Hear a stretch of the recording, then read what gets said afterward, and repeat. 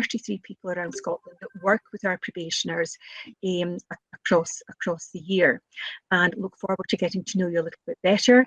And I'm delighted that this year we will be back to having our induction event that we hold usually the Friday before schools start in Highland, which is Friday the 12th of August.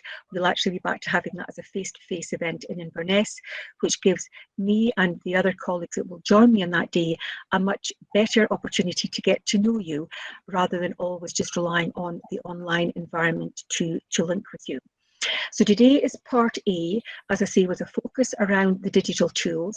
So I've introduced you to myself. I'll get Robert and Beth to introduce themselves personally when I hand over to them in a wee while.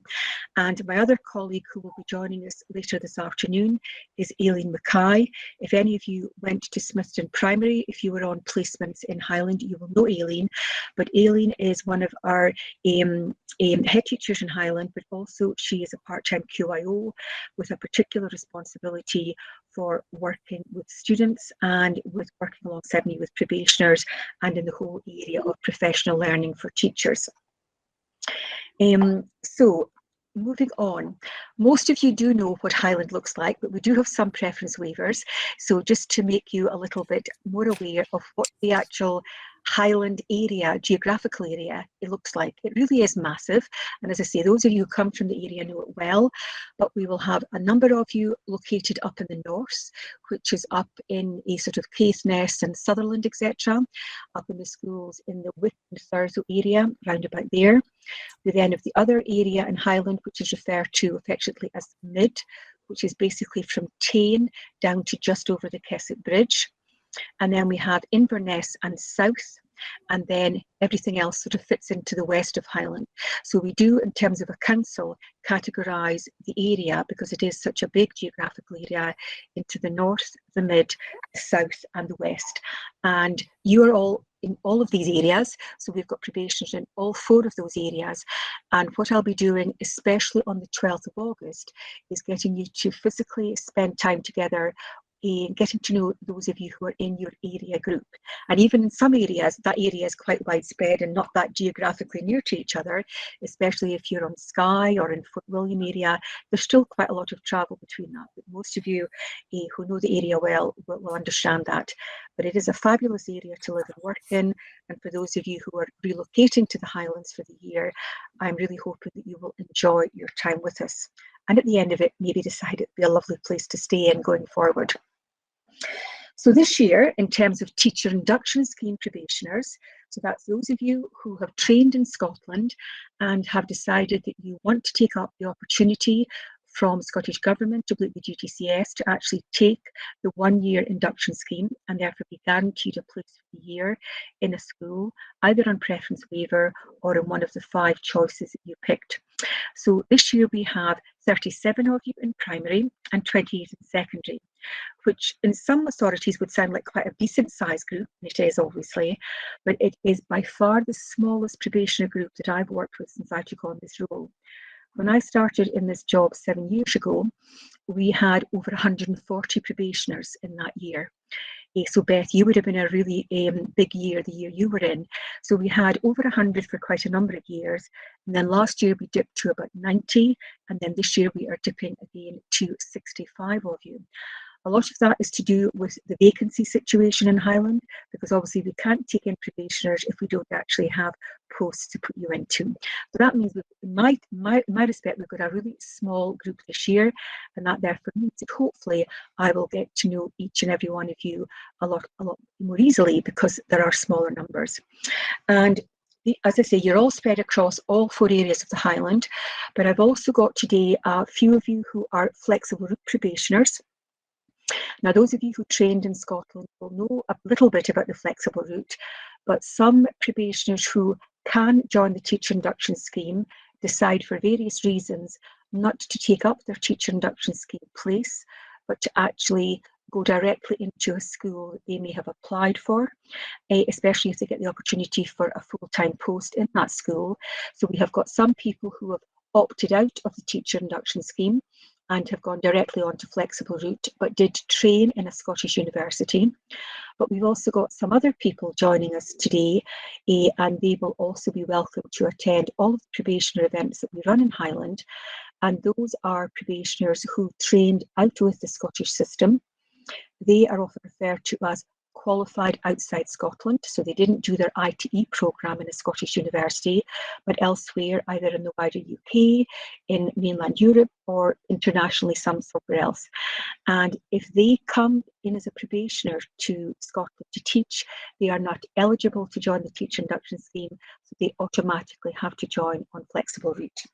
So we've got hopefully at least one person in that category today, and people who join the flexible route, they can join at any time during the academic year.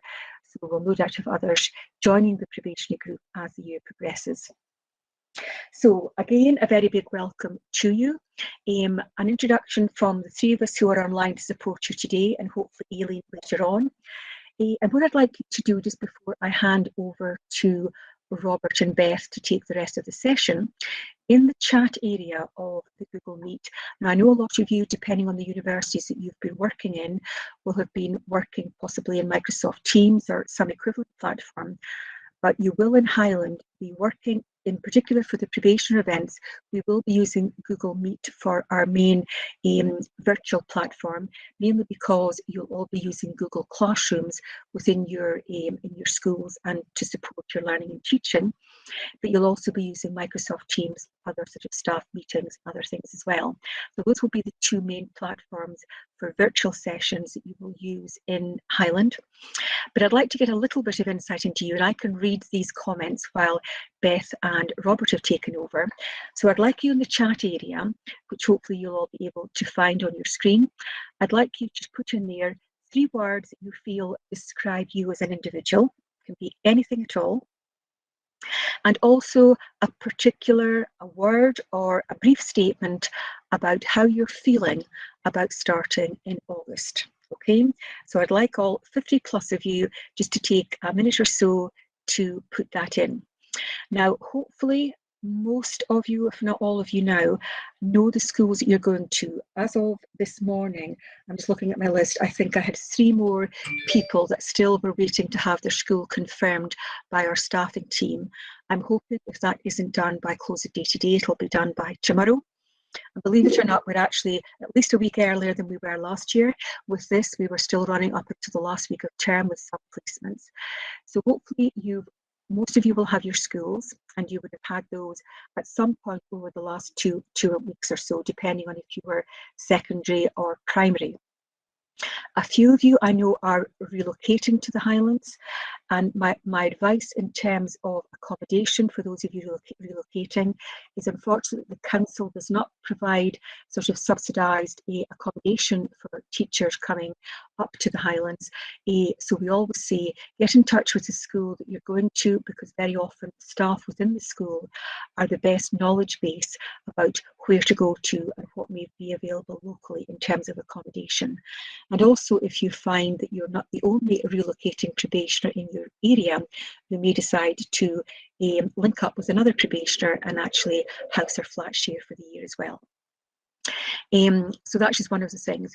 But I'm hoping that, given that I would say 95+% of you do now know your schools, that you have been in touch with them, that you are able to arrange a visit, in most instances hopefully a physical visit, between now and the end of term. But if not, because of other commitments you may have, such as holidays or working, back down in wherever you were studying, you may well be finding that you can't have a physical visit, but obviously nowadays you can easily have a virtual one. So some of you may have already been into your schools or will be arranging to go in this week or next. So the main purpose of this afternoon session is looking at G Suite and digital tools, which Robert and Beth will lead in a few minutes. When Aileen joins us, hopefully towards the end of the session, she and I will chat to you just about things to consider in setting up your classroom or classrooms in secondary. We'll, depending on our timing, get you to start networking today as well, although the main small session for networking, small group session, is when I've invited you to a session next Thursday, the 30th of June, to meet with me on a much smaller grouping.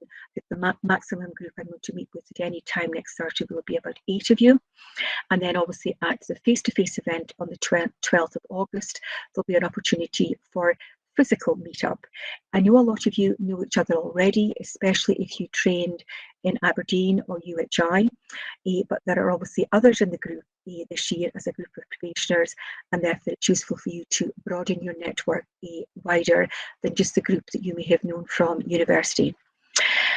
You will all have in the email that I sent out to you, you'll have noticed I made reference to the Cooperative Learning Academy, which is a 3-day professional learning event that we're running the 3 days of the Tuesday, Wednesday and Thursday of the week before the start of term. And I would very much encourage you to sign up for that if you possibly can commit the time to do so. It's a great experience, but you do have to commit to all 3 days. It's led by one of our head teachers in Highland, Mark Jones from Royal Academy, and every year we have run that event, it has been highly evaluated by all the probationers that attend. It may also recruit teachers from who are full-time qualified teachers, but it's always a great event, and I would encourage you to try and join in that one. If you're not able to do it this year, we would be planning to run it again next August as well, at the end of your probation year. So this year's probationers who are just finishing, those of them who stay in Highland and are continuing next year in Highland, we didn't give them the opportunity for the Cooperative Learning Academy last year because it really doesn't lend itself to a virtual event. It really does have to be delivered face to face. So it hasn't actually been offered for the last 2 years. So at the event this summer, you'll also get the chance, any of you who do join, to meet up with some probationers that have just finished their probation year in Highland.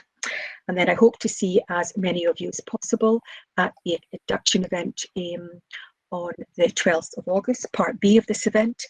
And please feel free at any time today to add questions into the chat area, and I will pick those up while Robert and Beth are running their part of the event.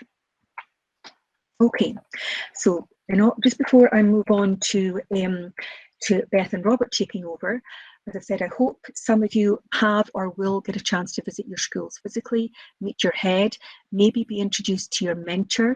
Now, some of you, depending on the school you're in, may have one main mentor or two, otherwise known as supporters. The GTCS tends to refer to the colleagues that will support you this year as a supporter, but in Highland we tend to refer to them as mentors, but it's one and the same thing. Some of you will have one main mentor, some will have two. And some of you may also be getting the chance over last week and this week and next week to perhaps meet some of the secondary pupils you'll work with and or your primary class. Now, just to clarify some things around IT access, we will be setting up a Highland account for you. Now, some of you who were in Highland schools and placement may have had a Highland account set up for you. Unfortunately, because that was when you were a student, that account is not allowed to continue when you then become an employee of the council. So if you have a Highland account on the basis of you being a student in Highland, that account will become defunct basically at some point over the summer. I think we'll probably keep it live until the start of term. You will be given a new Highland account, okay? So if you were using that account and you were saving stuff to OneDrive or anything like that, please make sure that you download and save that somewhere else, because otherwise you will lose all the stuff that you've saved to any of the spaces you've got with access to that. And that's just the way we have to work it. That's not an education thing, that's a council-wide policy. But for everybody else, and the majority of you will not already have a Highland account, you will be getting access to a laptop, a PC laptop, and you will get a login and a council email. The login will allow you access to use your laptop, and the email will obviously be your Highland Council email as well. So those will be processed. I'd hope they would be available by the end of term, but they are, however, connected into the payroll system. And until your payroll numbers are established, it may well mean that these are not able to be created until either during the Christmas summer break or until the first day of new term. A number of you, because you've worked in Highland schools, already have Google accounts. So Robert, can I just double check? I think you did say to me that if they already have a Google account because they were based in Smithton Primary, that account can still stay active for them this year. Yeah, as long as the account is still active and hasn't been deleted. The only reason it would have been deleted is if perhaps you were at a school in, say, I don't know, September, October, and the school might have asked for it to be deleted. But when we create all the accounts, Narelle, who will create the accounts, will pick up on any existing accounts and just change them to what they need to be. Okay, that's super. That's super, Robert, thanks. Because I know that when you filled in the form that was sent in when you were told that you were coming to Highland, you were asked to indicate on that if you already had a Highland Google account. So I've got a list of those and I'll be passing those to Robert and Narelle just to do a double check. So your Google accounts will be either reconfirmed or established over the next week or so for you. And then we'll also be giving you Glow accounts. Now again, a lot of you may have had Glow accounts as part of your university way of working, but you need to get a new Glow account when you come to a new local authority. Okay, so that's just a bit of background to your IT. So as I say, if you have been working in Highland as students and you did have a Highland account for your PC, please save those files, otherwise you won't be able to access them after summer. I will be coming out next week with some examples of professional learning that some of you may find useful to engage in over the summer. None of these are mandatory, but I know that some of you really do want to spend some time doing some more preparation than others, and that's absolutely fine. Some of you think I'm going to chill out completely over the summer and then I'll be have all the energy to go for what will be hopefully a really enjoyable, but it will be a demanding year, and the probationary year is a tough year in terms of the hours I know you'll work. Just getting to know that full teacher responsibility role just does take time. And for some of you, that learning curve will be a little bit steeper than others. Some will then plateau and others will then have another wee part of that curve to go up. But I'm confident that you'll all get there towards the end of next year. And I look forward to seeing as many of you that can join me in the small group sessions next week. Okay. So that's me finished the bit that I want to do this morning or this afternoon. Honestly, I'm all to pop with the days just now and the times. So it's just coming up to 1:25. So at that point, I am going to close down that window there and I'll have a look at what's in the chat area while Robert and Beth now take over. So it was longer than 10 minutes, Robert, so that's not surprising for me, so given you've known me for many years. But I'll have a look at the questions you've got and I look forward to speaking to you again at the end of this session that will now be taken over by Robert and Beth. So a very big welcome and thank you, Robert and Beth, for being willing to lead this introduction or sort of revisiting of the digital side of things as a beginning teacher in Highland. Okay, thanks both. Perfect, thanks Roseanne. Can you stop presenting because you're still on present? I am indeed. There we go, perfect. Thanks. Now, the only kind of last technical thing before we start is, could you create 5 breakout rooms and just put people randomly into them, if that's possible, just while I'm speaking?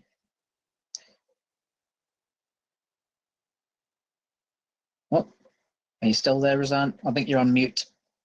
You can tell me after that how long you want them for. Yeah. Yeah, I won't be for very long, but just need 5 different breakout rooms. But I'll come to that when it's time. Okay, no problem. Perfect. Okay. Well, good afternoon, everybody. Thanks for. I know that for some of you, this is giving up whatever time it is whatever job you're doing or whatever you're doing at the moment because you're not officially obviously started your probationary year. As Rosanna said, my name is Robert Quigley. I'll just get my screen up and present while I'm talking. Previous to my current job, I was head teacher at Milton of Leys in Inverness, which is a primary school. And that was a brand new school, which was opened in 2011. Prior to that, I was head teacher of two smaller schools, and then having taught in Highland and Aberdeen City in America as well. So got quite a wide experience of teaching. I have to say that I kind of almost wonder if Roseanne has deliberately asked Beth to come into this, because I think I probably make Roseanne think about perhaps how many years she has been working in education, because I've been working with Roseanne. I was actually a student at Northern College when Roseanne was working at Northern College back quite a few years ago, and Beth obviously can give Roseanne that feeling of youthful memories, because Beth obviously has been more recently working with Roseanne. So it is lovely to be here, and as I say, we're going to speak about digital. I want to get Beth just to introduce herself before I launch into my little bit. So I'll just pass you over to Beth, who can just say a quick hello. Yeah, hello. Thank you very much for having me. I'm really excited to be here with you all today. Hopefully I'll get to meet a few of you in the future. So my name is Beth, and I am currently a primary 6 teacher in Newton Primary. I'm also the acting PT at the moment. And unlike Robert, I don't have the same breadth of experience, because as we've established, I'm actually relatively new to the teaching profession. I graduated, I was in the 2016 intake of probationers, which is quite a big intake at that particular time. I was a pupil support assistant prior to that. So I have actually been in schools for quite a while, but as a teacher, still relatively new and still very keen. Perfect, thanks Beth. So I realise I've given you my experience of head teacher. I haven't actually explained what my current job is. So at the moment, as you can see on the screen, my official title, which is far grander than it actually is collaborative lead with a focus on digital. So that has been for the past 6 months, looking at quality improvement across the whole school. So actually looking at the quality of learning and teaching, looking at how schools are recovering from, I suppose, the very different way of approaching learning through COVID. Prior to that, this current post for the last 6 months, I was responsible for digital learning across Highland, and particularly during the pandemic, where, as you're going to see today, a huge amount of work was done around digital learning. And to be honest with you, without the pandemic, which obviously was a pretty horrific time for pretty much everybody, I think one of the really small kind of rays of light that came out of the pandemic was the fact that digital skills and digital confidence improved hugely. Now that would be the case no matter where you were, in Scotland, whether you're working in schools or whatever you were doing. Highland were very fortunate that because of what we had done prior to COVID, we were in a much, much better place to be able to actually pick up and run with digital learning. And it meant that for many schools, and Beth's school particularly is a good example, there was no gap and no time where learning in effect stopped. So the schools closed on the Friday, and on the Monday, they were still open, just in a slightly different way. So we've been really fortunate in Highland because of the infrastructure, and again, we'll talk about that in a moment, that actually Highland schools are ahead of the game when it comes to digital learning. So that's been my job, has been to focus on developing digital learning. And at the same time, I won't be speaking about this today particularly, but I am doing sessions in the new year, online safety. Because hand in hand with the Chromebook project, the really key and crucial part, and for those of you that are also parents as well as soon to be teachers, the online safety part is really, really important, because we're giving children this opportunity to actually have their own device, in many cases, to have far more access to the digital tools in the online world. So it was really important that we also built an online safety strategy. So every school in Highland has had quite a significant amount of input around online safety. And as I say, that's going to be something that I'm running with you in the new term. And the schools that you're going to will probably, I would hope, have had some input around online safety as well. Right, enough talking, let's just rattle on. Now, this first question is a question that I used when I was presenting quite recently to some colleagues, and I really like, and it's a rhetorical question in some respects, but I really like the sort of philosophy behind this one. Where digital learning and digital teaching has been embedded into the school? This is a really, really relevant question. Now, again, without talking too much about Beth's school before she speaks about it, Muirton Primary, where Beth is a brilliant example of where actually this is seen in clear, everyday classrooms, because digital learning and teaching is just using, I'll rephrase that. Good learning and teaching is just simply using digital tools to improve the times and the aspects of learning that you need to. In other words, a really effective school that uses digital tools is not using them all the time. They're using them as and when they think it will actually enhance that particular lesson, that particular experience, that particular thing. So I think that question is one to keep at the back of your mind at all times. Can good digital learning and teaching be separated from good learning and teaching? And for me, I would suggest the answer is no. Now, pre-pandemic, there were more people who probably thought along these kind of slightly dangerous lines. In other words, we've always done it this way, therefore, why would we change it? And as this graphic suggests or tells you, Grace Hopper, one of the first computer programmers in 1944, bucking the trend back then, where even the concept of a computer was almost alien. But there's an awful lot of people in education who may, not intentionally and not in a kind of malicious way to try and put you off, but may use that expression, not just when it comes to digital. They may say, no, we're not changing. We've always done it this way. And you may have experienced people like this in the schools that you've been to. And that's absolutely fine, because experience, as I know, and Roseanne can testify, Roseanne and I both have lots of experience, but it has to be good experience, because if it's bad experience or bad practice doing it the same way again and again and again, that's going to be more damaging than taking a risk. So for me, digital is about taking risks, and it is about pushing out the boundaries, pushing out your comfort zone. But the big message today is that if you want to try something, try it. And there are people like myself, Beth, others who can help you and support you if you're not quite sure how to do the things that we're going to talk about today. So what we're going to do is, first of all, and I was kind of debating in my head whether we would go to breakout rooms, but I think it might be quite useful, is we're going to go to breakout rooms. And what I'd like you to do in those breakout rooms, and they're just going to be picked completely randomly, is I'm going to give you a link in the chat to a Jamboard. And a Jamboard is just a digital place that you can go to where you can share your own personal experiences and thoughts. I'm just going to put this Jamboard link in the chat. So if you click on that Jamboard link, what you will get taken to is you'll get taken to the screen here. Yeah, already experts all there. Just going to talk you through how the Jamboard works. It's really pretty straightforward. If you want to post a comment on the Jamboard, which is what I'm going to ask you to do in your breakout rooms, all you have to do is go to the sticky note part and click on it, and then just put your comment or your thought. You can pick the color that you want, and when you press save, that will appear on the screen, and then you can just simply add that to wherever you want to put it. You can just hold off doing that just now, because what I'm going to get you to do is to have a Jamboard per group. So I've got 5 Jamboards, and you just basically access them by moving along to the one that applies to you.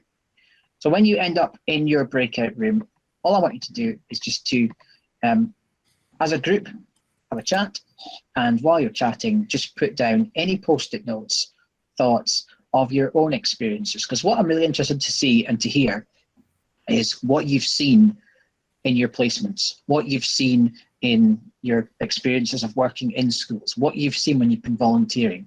And it could be good or it could be bad. Just love to see what kind of things you've been seeing in terms of digital tools. So I think we'll have maybe 10 minutes in the breakout rooms. It's also a good chance for you to chat to people in your group who for the first time, you might be speaking to for the first time. I'm not, I've been to many different sessions where you get told to go and do something, and often conversation diverts away from it, especially when you're, speaking to someone for the first time. So all I would ask you to do really is to have a chat about this, stick a post-it note down with some of your experiences, and then if you get 2 or 3 minutes just to chat more generally, feel free to do that, and we'll call you back in at, I think we'll say 1:45. So Roseanne, if you're able to move people to the breakout rooms, that would be great. Yeah, they're in the breakout rooms, and you want me to give them 10 minutes, Robert, okay? Yes, please, that would be perfect. Okay. Robert, is there editing rights for people on the Jamboard? I think there might be hearing rights. Just check. Let me just check that. I thought there was, but maybe there's not. Oh, yeah, no, sorry, you're right, Beth. Didn't change that. There we go. You've all got editing rights now. Perfect. Perfect.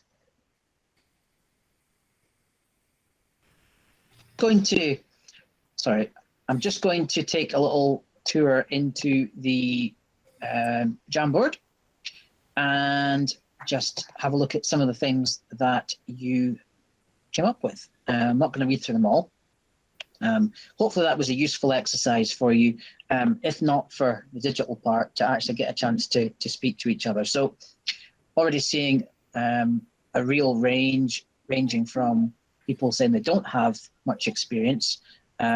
Interesting, someone saying about a different local authority and sort of limited access there.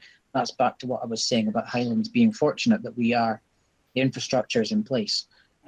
So some good use of some of the Google tools, using some of the interactive boards, people using Google as well already.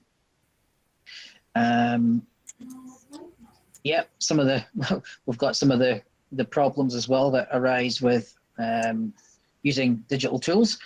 Someone's saying using Chromebook in a secondary class, sometimes the actual getting ready for that class can often take longer than it should do. And that's one of the reasons why sometimes digital tools, people get a bit fed up and think, is it worth it? So I understand both sides of the argument. Blended approach, really good use of that expression, because that is indeed what you will probably see in the schools that you're in, whether it's to do with learning and teaching, it might be to do with music tuition. The music instruction team in Highland now do offer a kind of blended approach where it's part in person and part online. People talking about using different tools. I think I saw Kahoot, I saw ThingLink, Bluekit, mentioning Gallic. Gallic resources are improving, and there's more access to the Gallic resources, but there's not an awful lot, there's not as much as there should be in terms of tailored Gallic support. I will give you some contacts of people, because within the Gallic world, he's not here this time, but a teacher called Dougie Beck, who presented this time last year, works at Malig, and Dougie is a Gallic teacher and is also one of the most innovative when it comes to digital tools. So that's a really good contact, so I'll share that one with you. Book Creator that we're going to look at later anyway, which is good to see.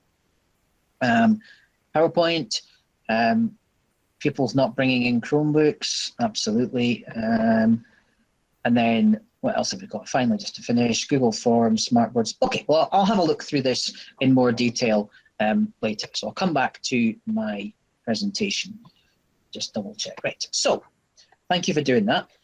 So a tour of what we're going to do today, a quick look at our plan.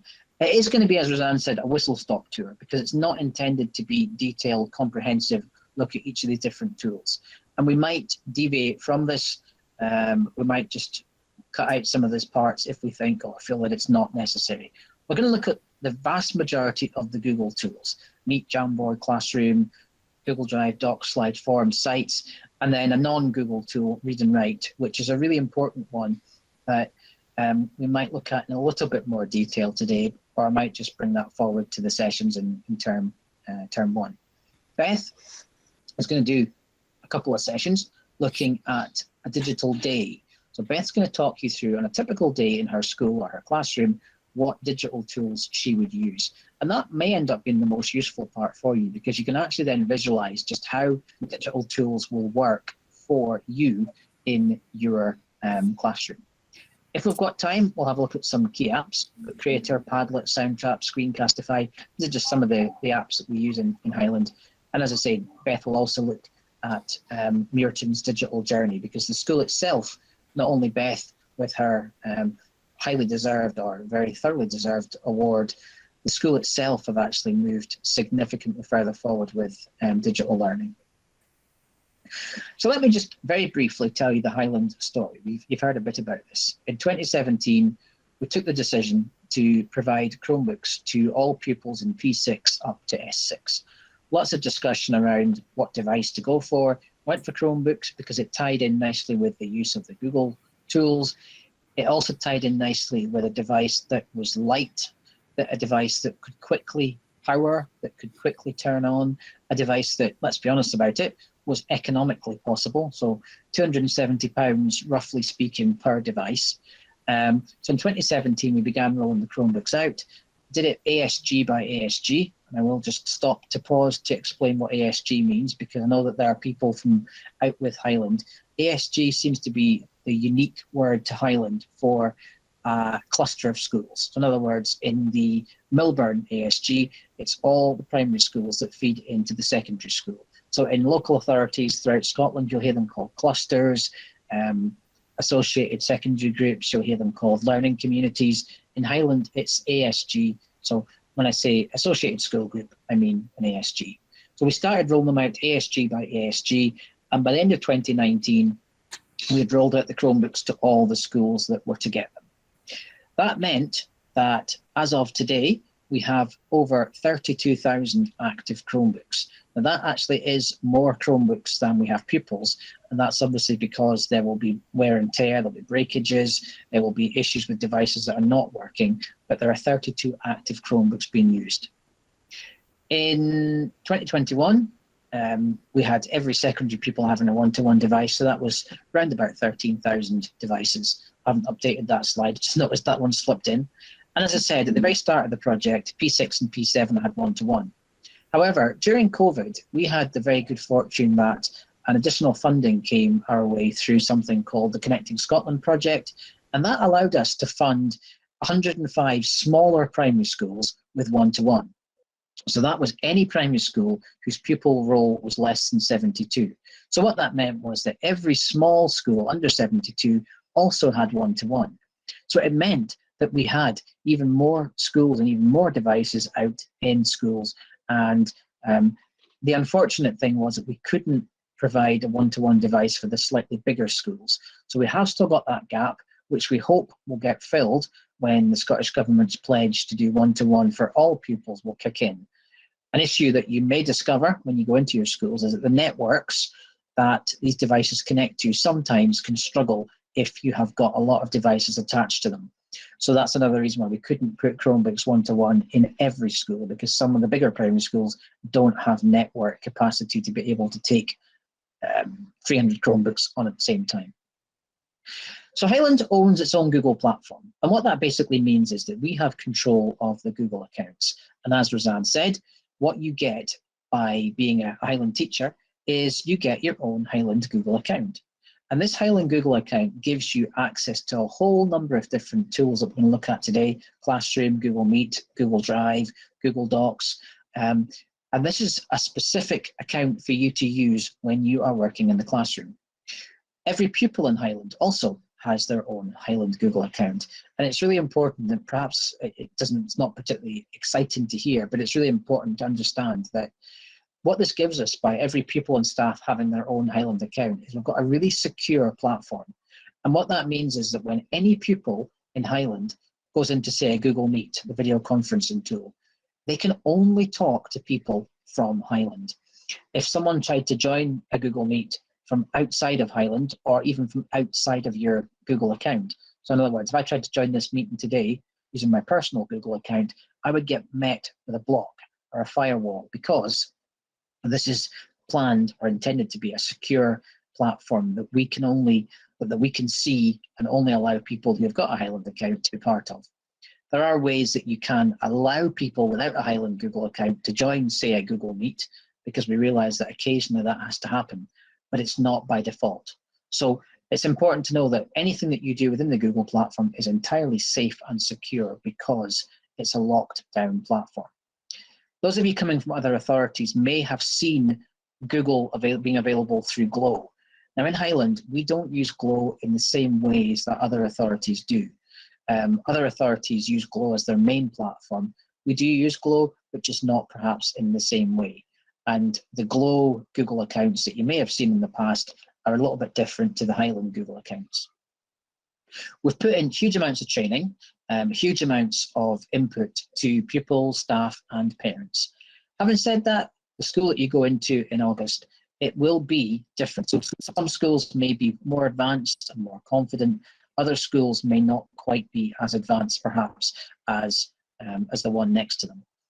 It's a good chance for you, as newly qualified teacher, and Aileen talked about this, to really push forward the digital learning agenda.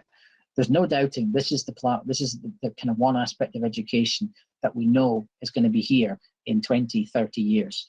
You would assume literacy and numeracy as well, but digital is absolutely going to be at the centre. You've heard that kind of almost cliche about the jobs that our kids today are going to do haven't been created yet, and it's kind of true, but we can't actually even predict how innovation is going to change digital needs. So it's a really important part. And my aspiration for you would be during this next year to see how close you can get to embedding digital learning into your classroom so that it doesn't feel like you're doing digital learning, it just feels like you're doing learning, you're doing teaching, and the digital tools are just simply helping you. There are documents if you want to spend any time looking at specifically looking at digital. A couple from Education Scotland, Learning and Teaching Online, and the features of highly effective digital learning and teaching. The second one is probably more useful from a practical point of view. The one on the left is a bit more strategic. These are quite nice diagrams, quite nice to look at as a kind of headline as to what you would be aspiring to be if you were going to be, I suppose, an effective digital teacher. And as you can see here, it's all about, I suppose, a combination of you having the skills. For me, it's not so much about skills, it's more confidence, having the skills and confidence to be able to use these digital tools. But I think more importantly, it's being able to understand why the pupils need to have these digital tools. What opportunities does it give them? What chances does it give them to enhance their learning? I think for me, possibly this is the most important one, is that I have the confidence to embrace digital technology. Nobody's expecting you to be an expert at every single digital tool. What we're looking for you to do is to have the confidence to give it a go. And as I said already, for me, it's about learning to make mistakes. It's making a mistake, whether it is digital or even just generally, and learning from that mistake so that you are better prepared the next time it comes around. There's also infographic on digital learners.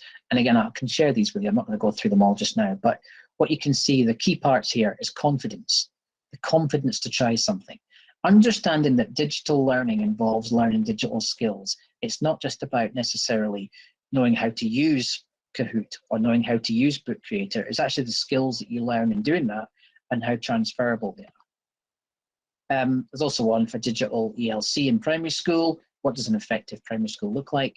Again, I would encourage you to, when at some point during the year, have a look at this again and almost evaluate how close to this is perhaps the school that you're in. And also for a secondary school, how different is the primary one to the secondary one? Is it different? It is, but it's only really different more in the kinds of use that you would expect to see. It's that kind of more advanced use that you would expect from the secondary pupils.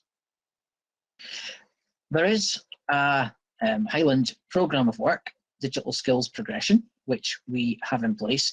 And this is something that has been introduced to allow you to plan and know what to teach. Because as I've already said, you have to be able to teach digital skills before the children can actually know how to use them.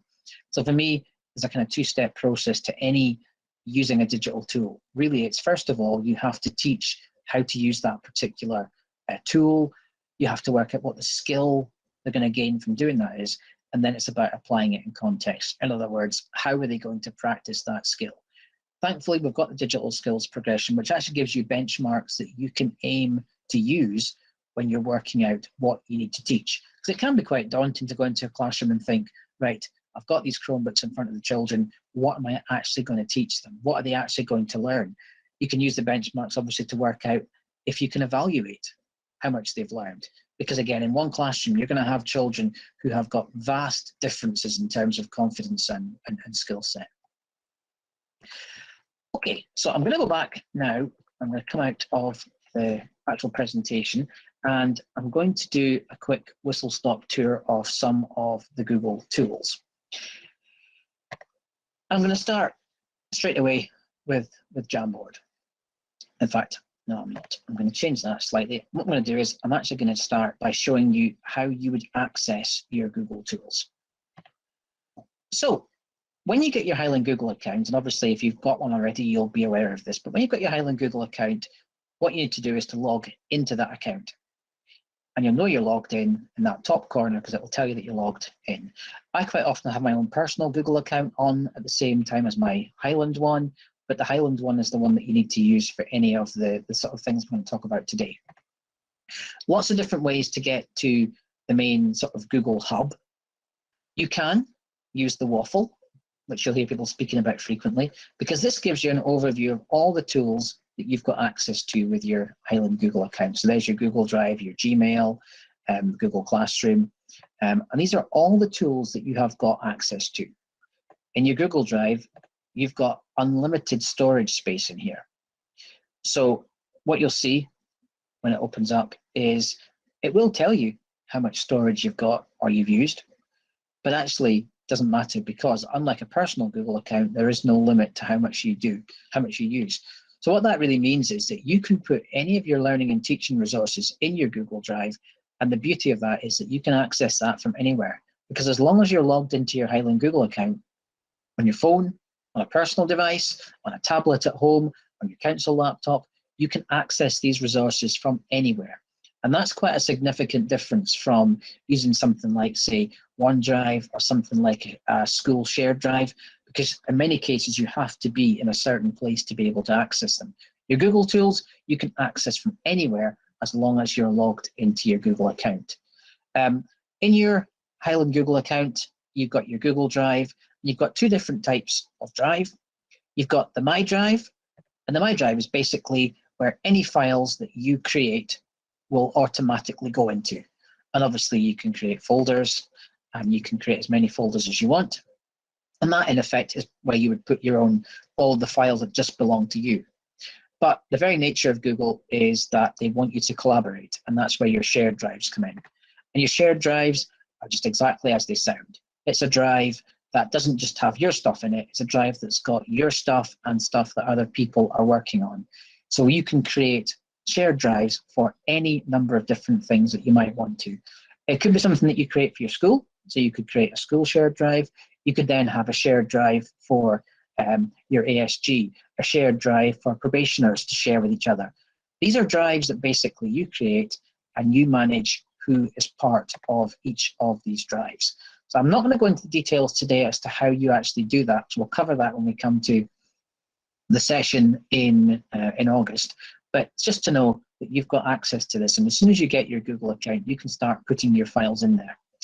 If I heard Roseanne saying that you may need to get some of your older files off your, an old school account or an old council account, if you wanted to put those files into your Google Drive, you can do that in one very, very quick, easy way. I'm in my Google Drive. If I click on New, I've got the option to upload a file, but I've also got the option to upload a folder. So if you were to arrange every file that you thought might disappear when your Highland account was deleted, you could create it into a folder and then simply click Folder Upload, and it will just take you to your laptop, where you can find the folder that you have created, and you can just upload that entire folder in one go. And that will upload everything that is in that folder into your Google Drive, and you've then got it in a place where it's safe, it's secure, and you can then delete it from your laptop, or you can wait for it to be deleted. So that's a way to get files very quickly onto your Google Drive. You can either do it file by file, or you can do it folder by folder. So quite often I will just create a folder with all the files that I want to upload in one go into a folder and just upload it. Might take a little while to do it, but at least you know it's in a safe and secure place. Last comment about, I suppose, the Google Drive, and it's quite useful that you can see on my screen just now. Google actually, contrary to belief, will allow you to access and use a whole variety of different types of file. You're not just limited to Google files. So the Google version of word processing is Google Docs. But you can also use Microsoft Word, which you can see here. You can also use Google Slides. You can also use Jamboard. You can also use things like PDFs. You can also use PowerPoints. So it's a kind of a myth that you can't use non-Google stuff in Google. You can upload any type of file, audio, video, into your Google Drive. And once it's there, you can then open it and access it exactly as you would do if it was on a pen drive or if it was in a shared drive. So just a quick one on the fact that you're not just limited to Google tools. Beth, anything you want to add in about Google Drive?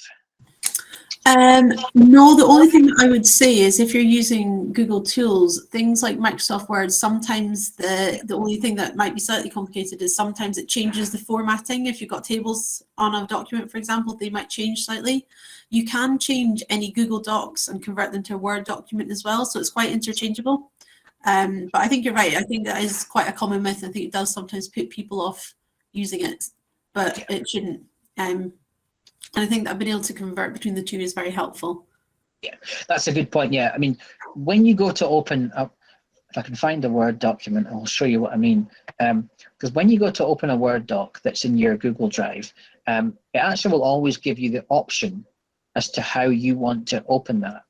If I can find a Word doc to do that with. Of course, I won't be able to right now.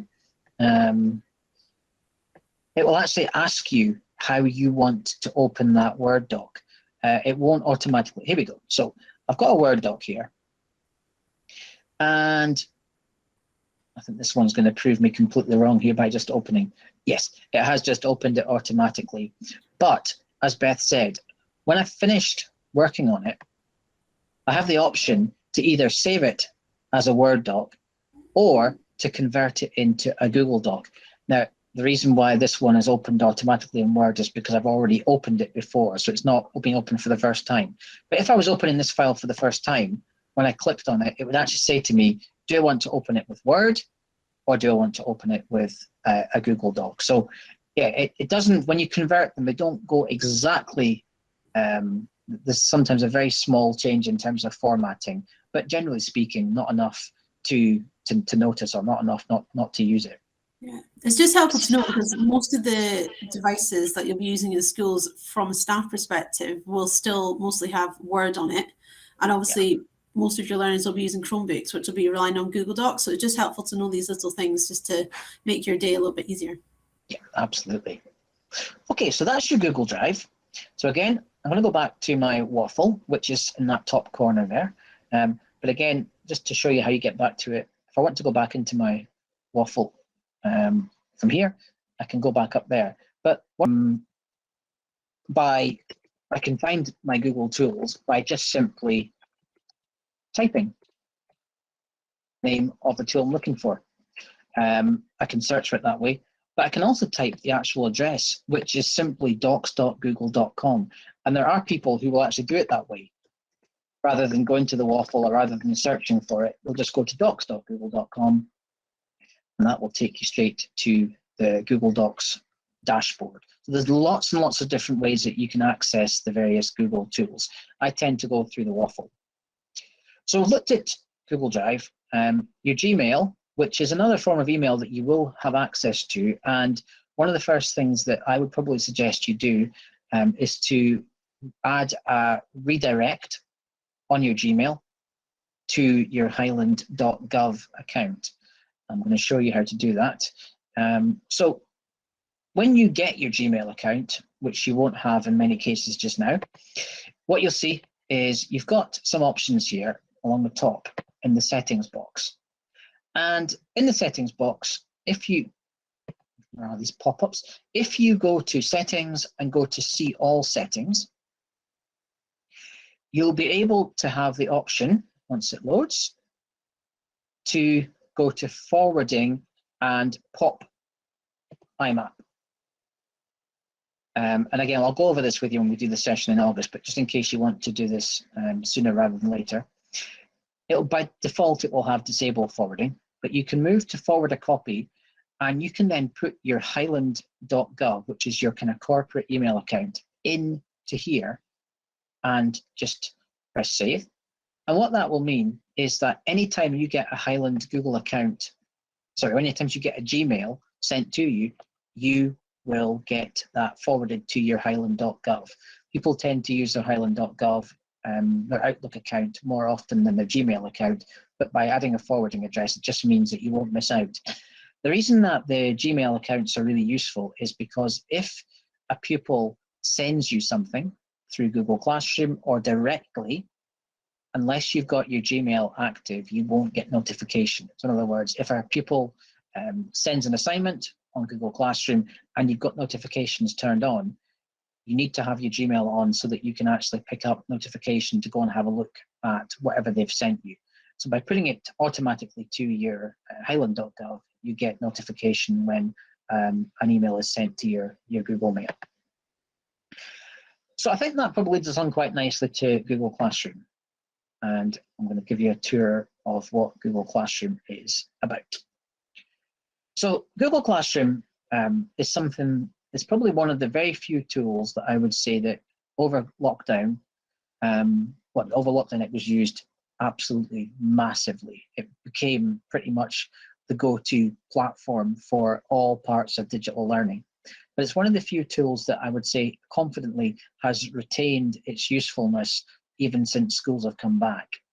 Lots and lots and lots of schools have continued using Google Classroom, even though they've got face-to-face pupils back in the school and have done for quite some time. And actually, Google Classroom was being used quite effectively even before lockdown. So for those of you that have never seen Google Classroom before, for those of you that have, apologies for repeating what you probably already know, Google Classroom is a way that you can communicate with the pupils in your class. You can communicate with them, but you can also set them assignments and set them tasks. I'm not going to, again, go into great detail about how you do that because we'll talk about that when we come to do our session in August. But let me just go into a Google Classroom to give you an idea as to what it looks like. So when you go into a Google Classroom, either one that you've created or one that you have been invited to be part of, it will look pretty much like this. There are various sections to it. And the first section you're going to see is what you would basically call the, I suppose it's the stream. It's where, I suppose it's a bit like Facebook Messenger, it's the sort of front page, because these boxes here are basically your communication tools. So I could go into this classroom and I could just make an announcement. And I know that when I post that, it will appear on the stream, and everybody that's in this classroom would therefore then be able to respond to my message. So think about yourself as class teacher. When you first take over that class, if you're looking for a way to be able to communicate with all the children, perhaps it's for homework, perhaps it's out of school, perhaps it's for introduction to you even before the school year starts, you can use this as a way to communicate. So this front page in effect becomes a bit like a kind of chat, a chat function, but crucially in a really safe and secure platform. Because remember, again, the only people who can access Google Classroom in Highland are people that have got a Highland Google account. And in fact, even more than that, the only people that can access this comment that I've posted here are people who are in this classroom. As it happens, I haven't got anybody in this classroom, but if I was wanting to invite my children to this classroom, all I would have to do is get them to join the classroom, and that would then mean that everyone that's in this classroom can see the messages. But people that are not in the classroom, so even people in Highland who have got a Highland Google account, they won't be able to see anything in this classroom unless they are invited. So it's a safe and secure place for you to be able to communicate with your children. But also, usefully, what you can do here is add other things to the messages that you send. Two different ways that you can do that. You can do it through classwork, which is a more formal way of setting work for the children. Again, I'm not going to try not to spend too long on this because I know I've got lots to look at, but if I want to set an assignment for pupils, I can do it through Google Classroom. So this might be my very first set of homework for pupils, homework for week 1. What I can do is I can give the instructions, please complete, task, and submit. So I can do my instructions, and then the bit that's the most useful is I can actually attach files or the activities that I want them to be able to do. So if I had, for instance, a file on my laptop, perhaps it was some kind of learning activity, as long as I know what that file is, I can find it, I can click to upload it, and now I have added that file to this particular assignment. Different options that you can use in terms of how the pupils get access to this file. You can have them each having a copy, you can have students working collaboratively, but say, I'm not going to go into that in detail now. Once I've got my assignment set up, to let that go to the classroom so that the children can actually see it, all I have to do is press assign. Now, in this particular classroom, I don't have any students in this classroom. If I had this as my classroom for my own class, so say I had 30 children, what I would actually be able to do is I would be able to untick all students, and I can actually target specific students. So this is where your red reading group, you could send just the red reading group this particular activity. You could send to the whole class, or as I say, you can just target specific children. You can give them a due date, by which point they have to return it. You can also add in some of the other features like rubrics, check for plagiarism, and whenever you're ready, as I say, just press assign, and that assignment will then be posted for the pupils. It will always appear on the stream, so that as a child in that class, when I next log into that Google Classroom, I can see that an assignment has been created for me, and I know I have to then go into it and find out what that task was, complete the task, and then submit it. So that's fundamentally what Google Classroom is about, a way that you can communicate with pupils. I suppose it is more useful out with school. So you may have this set up so that if children had an issue with their homework, they could actually post a question on here, and you could pick up that question and answer the question before they come back into school the next day. You could use it as a reminder. So perhaps on a Sunday night, you could post a message on the Google Classroom saying, don't forget PE tomorrow, don't forget your PE kit. Now, the only other bit I suppose I want to show you about Google Classroom is the fact that you can have multiple classrooms. So if I go back out of the classroom itself and come back up to here, what you'll see is that you are not limited to having just one Google Classroom. And when I say having a Google Classroom, there are two different types of Google Classroom that you're going to be involved with.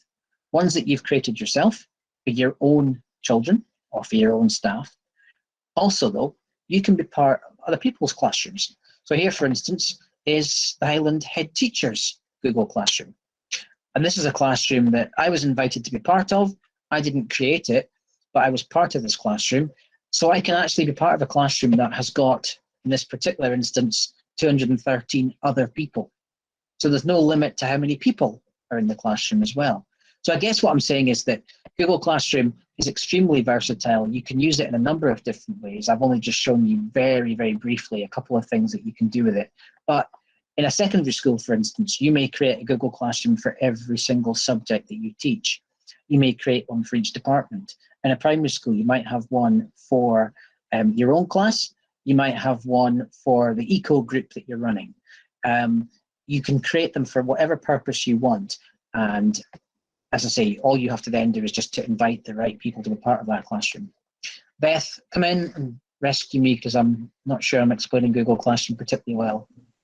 No, I think you're doing a good job. I think useful things to know about Google Classroom, and one of the reasons it's helpful to be part of other people's, and we find this particularly during the lockdown when we were trying to provide a bit of parity across the school, is that you can actually repost other people's assignments. So for example, when I was planning with a stage partner, she would take responsibility for one aspect and I would perhaps take responsibility for planning another aspect, and then we could repost each other's assignments. So we shared in sort of half the workload at a time that was really busy. So that was a very useful feature. Also, for those of you who are new to Google Classroom, or perhaps maybe more specifically those of you whose pupils are perhaps new to Google Classroom if you're teaching slightly younger children, there is a section in the settings where you can allow them to not to comment directly on the stream, because what you will probably find in the first couple of days or weeks that you use it is that you will get 100 notifications in your email that just are pupil's name and says hello just constantly, and they'll be back and forth. So I have my one set so that they can reply to things that I've put on, but that they can't make their own comments themselves. And that seems to be a little bit safer. And at this point in time, I've never missed anything. Whereas things can very quickly, information that you put up that you might think is really important, for example, please remember taking your costumes for tomorrow's show. If the children start their own conversation above it, that can very quickly get pushed to the bottom. So just something. I was going to say, as you can see on the screen just now, that's what Beth's talking about. That because I've got so many classrooms that I'm part of, I have my email notifications turned off completely. But if I turn them on, you've got a whole range of different options. So you can get notifications if a pupil comments on your post, or if they comment on something that they mention you. Lots and lots of different notifications options that you can have on here. But you can also personalize it. So you can also have it set for just one class, so that I could turn off, say for instance, Highland head teachers, so that I don't get notifications from that particular one, but I do from every other one. So you can really pretty much personalize it to whatever works best for you. But Beth's right, that if you have this switched on to email notifications, and if you then have a redirect to your highland.gov email account, you could, in theory, let's imagine you had created an assignment for 30 children in your class, you could in theory have 30 email pings come into your inbox each time you set an assignment for them. So I think she's right, it's definitely worth having a think about whether you have that turned off or on. Yeah. Okay, so that's Google Classroom. I'll just quickly look back to what else we're going to look at. Right, I'm going to go into Jamboard, because although you've seen Jamboard already, there's an awful lot more to Jamboard I think that you possibly should have a look at. So again, Jamboard, you can get into it a number of different ways. One of the plus points to going into the Google tools through the waffle is that when you arrive at the dashboard, what you will see is all the Jamboard files that you've ever been involved with. So that's going into the Jamboard way. You could, of course, go in through your Google Drive, but when I show you what happens in the Google Drive, obviously what you'll be able to understand here is that, yes, you will see the Jamboard, but you'll see it in amongst Word documents, in amongst slides, in amongst Google Docs. So you have to find the Jamboard files in amongst everything else. If you go into the Jamboard dashboard itself, what you'll see here is it's only Jamboards. So usually I would go in through the Jamboard option. So again, a bit like the Google Classroom, these are all the Jamboards that I've ever been involved with, which will be a range of either Jamboards that I've created myself or Jamboards that I've been invited to be part of. So for instance, if you had your Highland Google account today and you'd gone into the Jamboard that I created, when you went to your Google Drive later on today, what you would have seen is this Jamboard was automatically added to your Google Drive, because as soon as you take part in the Jamboard, as soon as you start contributing towards a Jamboard, you will have that stored in your Google Drive. In other words, you have access to it. So that's another plus point to going into Jamboard dashboard. So as you can see, lots of examples of Jamboards that I've already used, but let me just show you how you would create your first Jamboard by itself.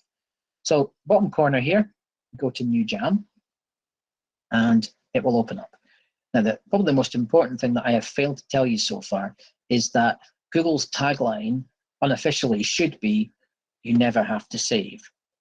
You never, actually, you don't have the option to save, but you never have to save anything that you're doing with any Google tool, because it automatically saves the second you open it. The only reason that I would always suggest you put a title for whatever file you're working on immediately is so that you can find it. Otherwise, you'll be looking for lots of files that have got the same name, and the file would be something like unnamed 1, unnamed 2. I've given it a title.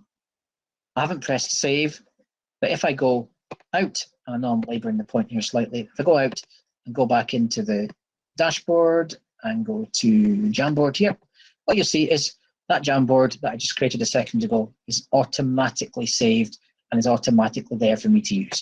So I'm going to open up it again. So no need to save at any point using Google Tools. It will automatically save.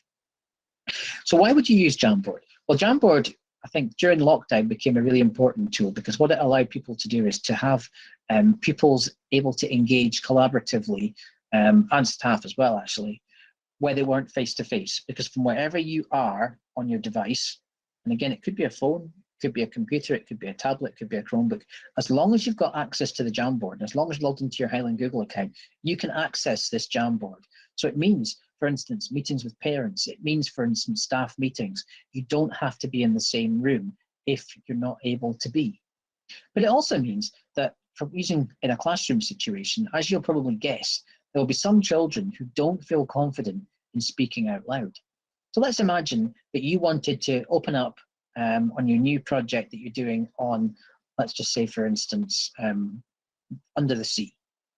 This is how I would use a Jamboard for that very first session on almost finding out what the pupils already know. So that kind of pre-learning, how would you find that out? What I would do is I would go to set background, and you have got some nice, neat little templates that you could use, but the most useful by a long, long way is the ability to add an image. So if I go down to image, as always, it will try to get me to, it'll give me different options. I can upload from a laptop, I can go to Google Drive, but I can also go to Google Images, and I can actually do a live search. So let me just look for under sea. Any of these pictures that come up are copyright free, so that means that you're free to use them without any worry about being sued for copying somebody's picture. To use it, click on it, and you're going to set it as the background. And what this does is it actually locks. I don't know why it's telling me it can't do it. I'll just wait and see if it does. This is going to lock that background picture in behind my Jamboard. Just give it a second to see if it actually does. It did tell me it wasn't able to. See if it does. Let me just try a different one and see if I can get one that does do it properly and quickly. Right, here we go. So, as you can see, I've not put a picture on my Jamboard that can be moved around. This is actually locked in as the background. So what I would do next, if I was using this from my class, and this could be live or this could be prepared in advance, I would go up and I would add a text box. Just put it where I want it to be, and I'm going to put, what do you know about the sea? You can obviously stretch it out and you can move it around. You can also change the font size. You can change the color. These are all the kind of little fiddly things that, believe it or not, you never actually used to be able to do with Jamboard until quite recently. You can also center it, sort that out, you've got a few colors that you can choose from. So this might be what you would do for your preparation. You would then get the children to come in and join the Jamboard, and you would do that by, up at the top here, creating a share. Again, I'll talk you through how to do that when we do our session in term 1. Once the kids are into the actual Jamboard, they can just do exactly what you were doing today earlier, and they can start sharing their thoughts on what they know about that particular topic. Once you've got children all doing that, you've actually got something that you could then use as a sort of starting point for either planning the topic itself, almost as a kind of pre-assessment task, even just something that you come back to and refer to once the topic is finished. You could even repeat it by asking them, what do they know now, or what do they want to know? This question could be, what do you want to know about the sea? What makes Jamboard useful is the fact that you could do this live with the pupils in the classroom, but similarly, you could actually give them this to do as a homework task, because this Jamboard can be accessed at any time. So you could give the pupils this on a Friday and ask them over the weekend to post what they know about the sea, which means that they can do it at their own time and they can do it in a way that suits them. And on the Monday when you come back into school, you can actually open the Jamboard up and you can use it with them as a discussion point. as you would have discovered today when you were doing your breakout rooms, you're not limited to just one sort of board. You can add more to that. And the way that you do that is by coming up here and just clicking on the next frame. And it will just keep adding more Jamboards. So you can have a look at them as an overview there. If you don't like the order, you can shift them around. You can actually duplicate the Jamboard that you've created. So I could copy this if I wanted to. I go up to the three little stars and go to duplicate. I can actually use the same one again and again. Once you've finished using the Jamboard, what people sometimes ask me is, well, what do we do with it? We've got this really interesting board with lots of information, lots of feedback from the kids. Now, what do I do with it? You've got some options up here, which are to download it as a PDF, to save it as an image. So what that means, if you go to download as PDF, it will actually turn this into a PDF that you could then, here we go, a PDF that you could then print off, or you could actually put into a file. You could actually share with the pupils themselves. Lots of different ways that you could use this, but crucially, you've got a copy of this Jamboard, and it's not just something that pupils have actually accessed or used. You can actually do something with it later. Loads and loads of examples of how you can use Jamboard. Just a couple of minutes on Jamboard just to show you some examples. So how else could you use Jamboard? As a labeling exercise, I'll give you an example of a labeling. But so many ones that I started just briefly and didn't actually ever use. Here's one, doing a topic, and or you're doing something and you want the children to be able to describe or explain what they can see. Each pupil could be asked to label either a description or to label parts of the actual picture that you've got locked in the background. You could have it being used as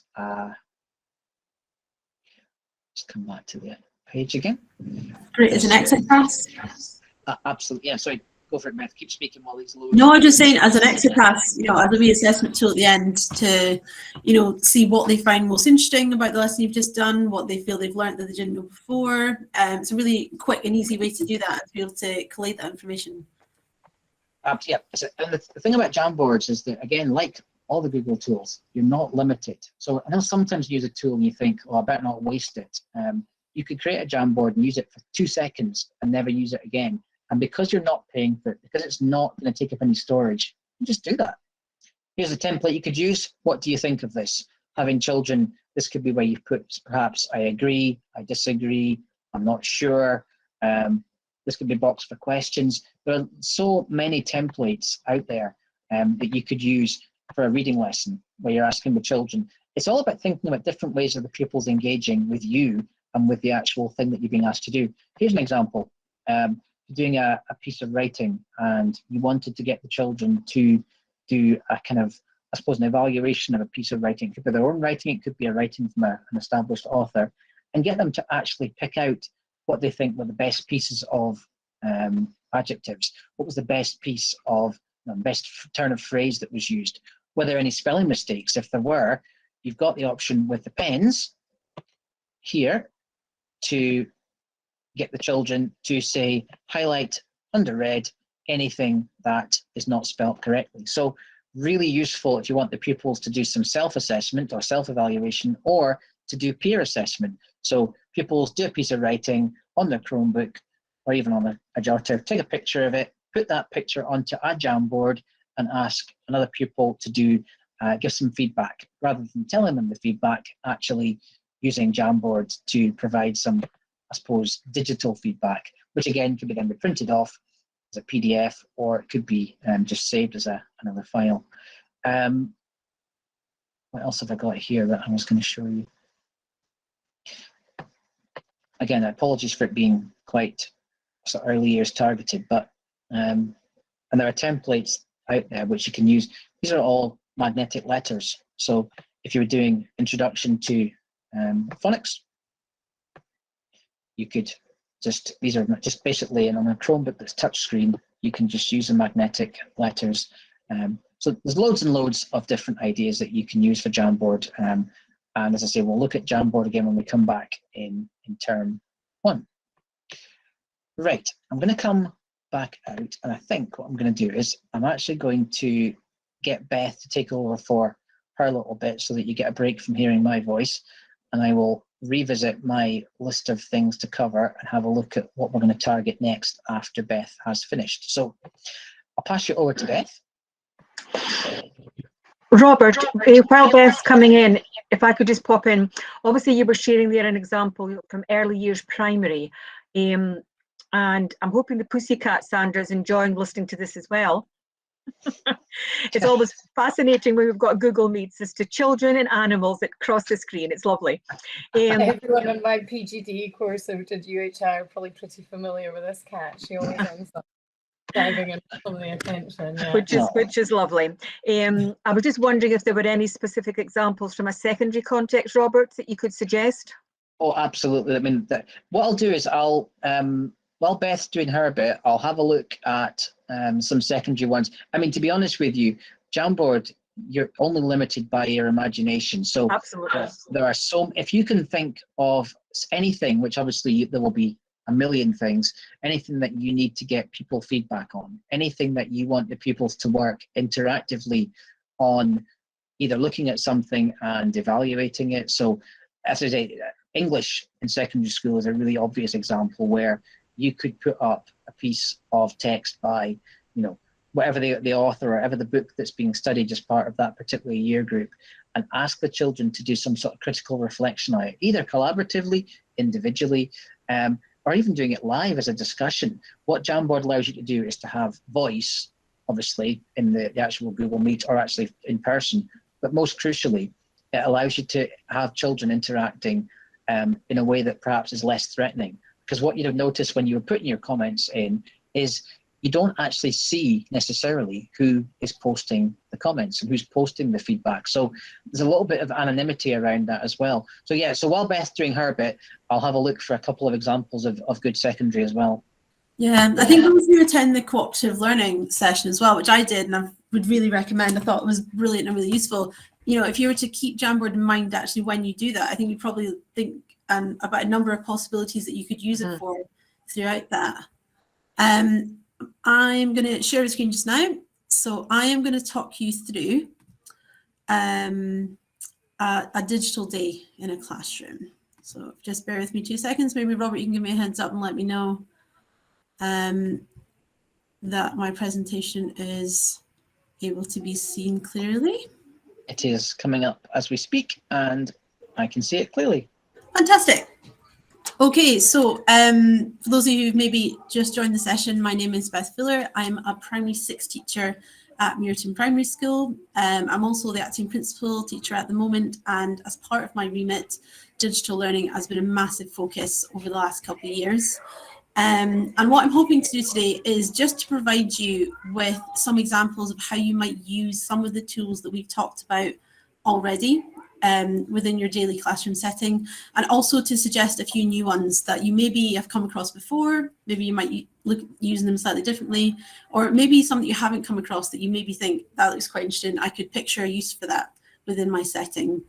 I'll apologise in advance. I think similarly to what Robert was discussing before, it's quite heavily weighted in a primary setting, but I think anything to do with technology, if you can be innovative in the way that you think about using it, usually you can apply it to a secondary setting as well. So I'm hoping that you can see the possibilities with some of the tools that I'm suggesting you might wish to explore.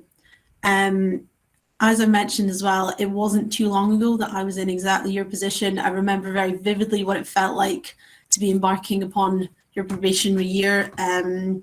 I suspect it will be the most exhilarating and exhausting and rewarding experience that you've possibly had. I think you're going to love it, and I'm hoping that some of the things that I talk about today will make your life a little bit easier. So when I was asked to do this training, I sort of had to put myself back in your position and think, you know, what would be helpful? What do I wish I had known in terms of digital tools? What would have been really helpful for me to know then? And also, I think it's really important as well to recognize the advantages, because we hear an awful lot about the advantages of digital teaching and learning for pupils, and those are undeniable. We know that digital technology is going to significantly evolve over time. We know it's important to keep up to date. We know it enhances opportunities for pupils. We know it's really good in terms of supporting pupils and challenging learners. The opportunities for collaboration are huge. But I think the thing for you guys as the teachers of tomorrow is thinking about time and thinking about how interactive your lessons are and making things purposeful. And I think if you can use digital technology cleverly, you can not only save yourself a lot of time, you can not only make sure that your lessons are engaging and inviting and inclusive, but I think that if you have the confidence to give things a go, it actually puts you in the position of a learner. And it's quite a helpful leveling of the playing field to remind yourself what it feels like to be back in a situation where you think, I'm not 100% confident with this, but I'll give it a try. So I'm hoping that you'll find some of these tools useful. I said there as well, save some printing, it's good for the environment. And I'm hoping that these will be some tools that you might want to explore later on. Again, it's a whistle-stop tour, so please, if you have any questions afterwards, happy to answer them. If there's anything you want to know a little bit more about, happy to go through that. So thinking about how I use digital technology within the day, I generally find that your morning is going to be your busiest part of your day, regardless of whether or not you're in a primary or a secondary. It's the mornings are always quite frantic. So I always find personally it's really helpful to have something set up so that pupils know exactly what their expectation is or what their task is as soon as they come in. From a practical point of view, this gives you time to make sure that you've got your register done, to make sure that you've got your lunches done. Most of those are done on a smart board these days for those schools who have that facility set up. And it's really useful just to create a calm atmosphere in the morning, because if not, there's a potential for that to be a slightly chaotic time. So I think having a task is always a good way to start. I like to use something really simple and something that is not going to be limited by the ability of the pupils. So some that I find to be particularly useful, Wordle, as you can see over here, I think is fairly self-explanatory. I'm sure most of us have had a go at that over the course of the last couple of months. My pupils absolutely love that. They've become very competitive. Countdown's another one. I usually just randomly fill in the letters, but they quite like the timer. That's always good fun. Again, you can set the timer or you can take the timer off so that it just displays the letters, and then they can go to town the whiteboard, and we usually give out points and make it a bit of a competition. I'll just pause that just to see either how many words they can get, or we'll give them points to the longest word. Anything that can be turned into a competition is generally something that my children respond pretty well to.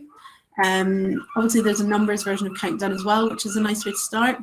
Something even simpler than that, a number wheel, and this again can be applied at any stage. You know, if you had the infants numbers 1 to 10, I tend to do 1 to however many thousand, and even asking the child to stop the wheel is something they get weirdly excited about. So when the wheel stops, it'll generate a number. And what I tend to do then is I'll ask them how many ways they can find on a whiteboard to make that number. And again, it's really simple, but you'd be surprised at how many really valuable minutes of peace that will give you just to get your classroom organised, just to take in any notes, just to hear in any little bits of news that the boys and girls will inevitably have for you. The New York Times games are really good. I would say that's more tailored to up the school. They have crosswords, they have Sudoku, they have different spelling games that do present a challenge, I'd say probably for your upper stages with regards to this. But with regards to the countdown, even if it was a couple of letter words, that should be something that could be applied across most stages. In classroom management, I often find that sometimes it's the simplest tools that make the biggest difference to how smoothly your classroom runs. And obviously it depends on the children that you have, but you can see here I've got this wheel of names. I can't tell you how many times I have resorted to that for making difficult decisions when it comes to selecting for class jobs, and you know, a few children are wanting the same one. we often use that to make these key life or death decisions in a classroom. And it keeps everything a bit more fair. And it also removes that feeling that you will have as a teacher where a child is inevitably disappointed for not being selected for something. And then you feel less responsible if you've used something like this where it's slightly more random. So I suggest that's something you could use for many different things, worth having a look at. Younger stages tend to really enjoy this. It's quite a nice way to control the volume in your classroom. I'm not going to start using the microphone just now because I've tried this before and it tends to not work quite so well if I'm on presentation mode. But essentially, if it's getting to anywhere near the yellow or the orange zone, depending on your microphone sensitivity, you'll probably find that your classroom is starting to get a bit noisy, and the pupils generally respond to that well and will try and take it down. Some of you may have heard of quite a similar website called Bouncy Ball, where it has lots of bubbles flying in the air, and then when the classroom is very quiet, they'll all stop. But unfortunately, it looks really exciting to young children, and inevitably what will happen is your children will try and get louder to make them fly. So we don't really want that. So I tend to find that this particular volume monitor is a more helpful prompt than that one. Again, going back to this cooperative learning session, which again I really recommend if you're possibly able to attend, that you do. It was brilliant. I still use those strategies today. They were very helpful in the initial first couple of weeks, particularly, which I remember being quite an overwhelming time, just where you're learning so many new different, well, even just keeping track of your children's names actually is probably step one, but timers are quite a big key to keeping your lessons on track. I know that one of the things that I used to constantly have as feedback was making sure that my lesson timings were succinct enough. So this was quite helpful. I usually display these on the board, and they could either be for putting in cooperative learning or even just something more simple, even for, you've got however many minutes to tidy up, and they can see a visual representation of that on the board. I use these all the time. My only piece of advice with regards to these is you can see we've got two here, one that says bomb countdown, rocket timer, dynamite timer. I'd make sure you have your smartboard turned way down if you're ever going to use any of those. But that aside, having timers and using them, even to give them a few minutes for discussion and then to perhaps feedback, is very helpful. So something worth considering. In terms of how I use digital technology, I often find that there are certain subjects that people wouldn't necessarily consider using digital tools for. And one of those particularly seems to be reading, because I think people are obviously very focused on having a text in front of you to read. And whilst there's, of course, a place for that, there are certainly things that you could do that would be helpful within your reading lesson that would involve everybody and not necessarily rely on reading ability. So for example, I'll demonstrate what I mean by that.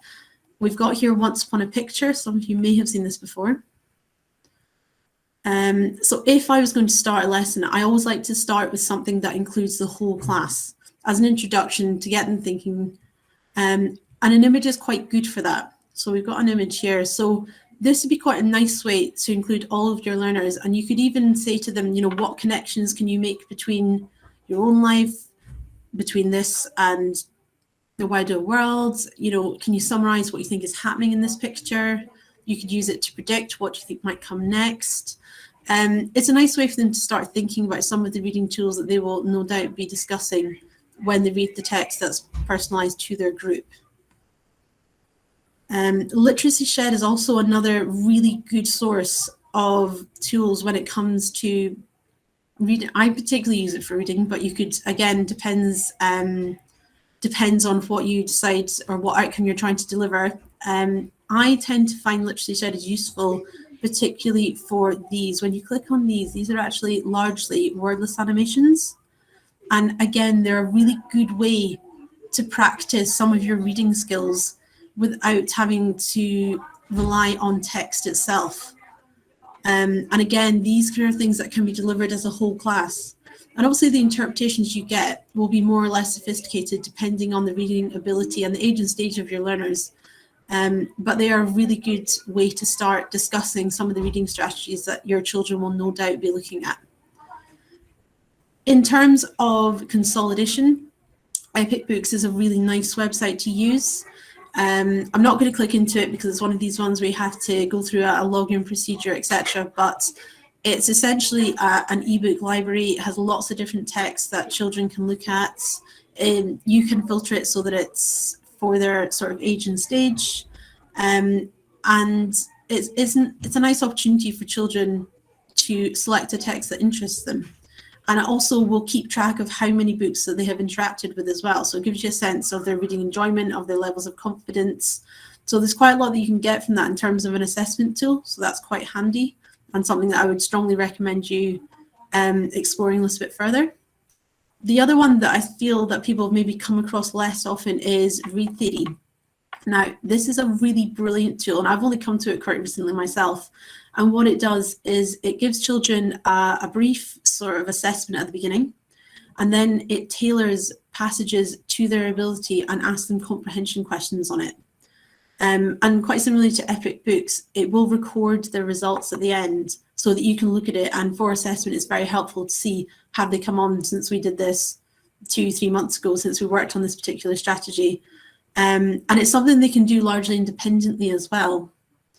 The reason I have put Read and Write up here is that Read and Write can be used in conjunction with all of these sites. So for example, with Read Theory does have the option for the text to be read to them, but for some other sites that option isn't there. So having Read and Write is very helpful for your children who maybe struggle with their reading, and it will allow you to highlight text, and that text will be read back to them. Beth, So just to jump in, yeah, go for it, Robert. I'm going to do a sort of 5-minute overview of Read and Write next. Fabulous. After this one, just to show you what Beth was talking about. Yeah, please do, because I think Read and Write is probably one of the things that you're going to probably spend an awful lot of time using over the next little while. And I know that I think it's made a massive difference to some of my learners, even my children who needed to be stretched and challenged, and we use it a lot for editing. So I'll explain what we do with it later on. Oxford Owl, a brilliant resource. Again, like Epic Books, it has a number of ebooks that are available to you. I've included this one primarily for the early stages because it has quite a lot of the Oxford Reading Tree material on it. And so if you had, if we were in a situation, fingers crossed we're not, where you had to isolate, I have in the past assigned books from Oxford Owl, so that's something worth considering, potentially for homework or as a consolidation after a lesson has been finished. Sorry, Robert, you want to jump in about Read and Write just now, or? No, I'll do that at the end. Okay, fab. Writing, probably I think one of the areas of the curriculum that digital technology lends itself to most willingly. There's loads of aspects of our writing are now using digital tools. So Jamboard's one we use pretty much every session, and the thing that we use Jamboard for primarily, in fact, if I linked it, yes, I have, is creating a word bank.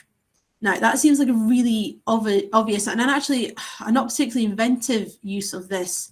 However, what I tended to find, and I don't know if anyone else has experienced this perhaps on placement, is that you would prepare a word bank with your class, with all the relevant vocabulary linked to the subject that you were going to be writing about.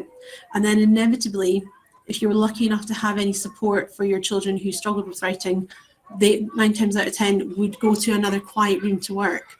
But what happened then was that they lost access to all the wealth of vocabulary that you'd collaborated on as a class. And Jamboard sort of takes away from that. And as Robert mentioned before, it gives those children who are not as confident contributing the opportunity to do so, because they don't have to write their name on the post that they put on Jamboard. They can contribute as often as they like and, contribute what they like.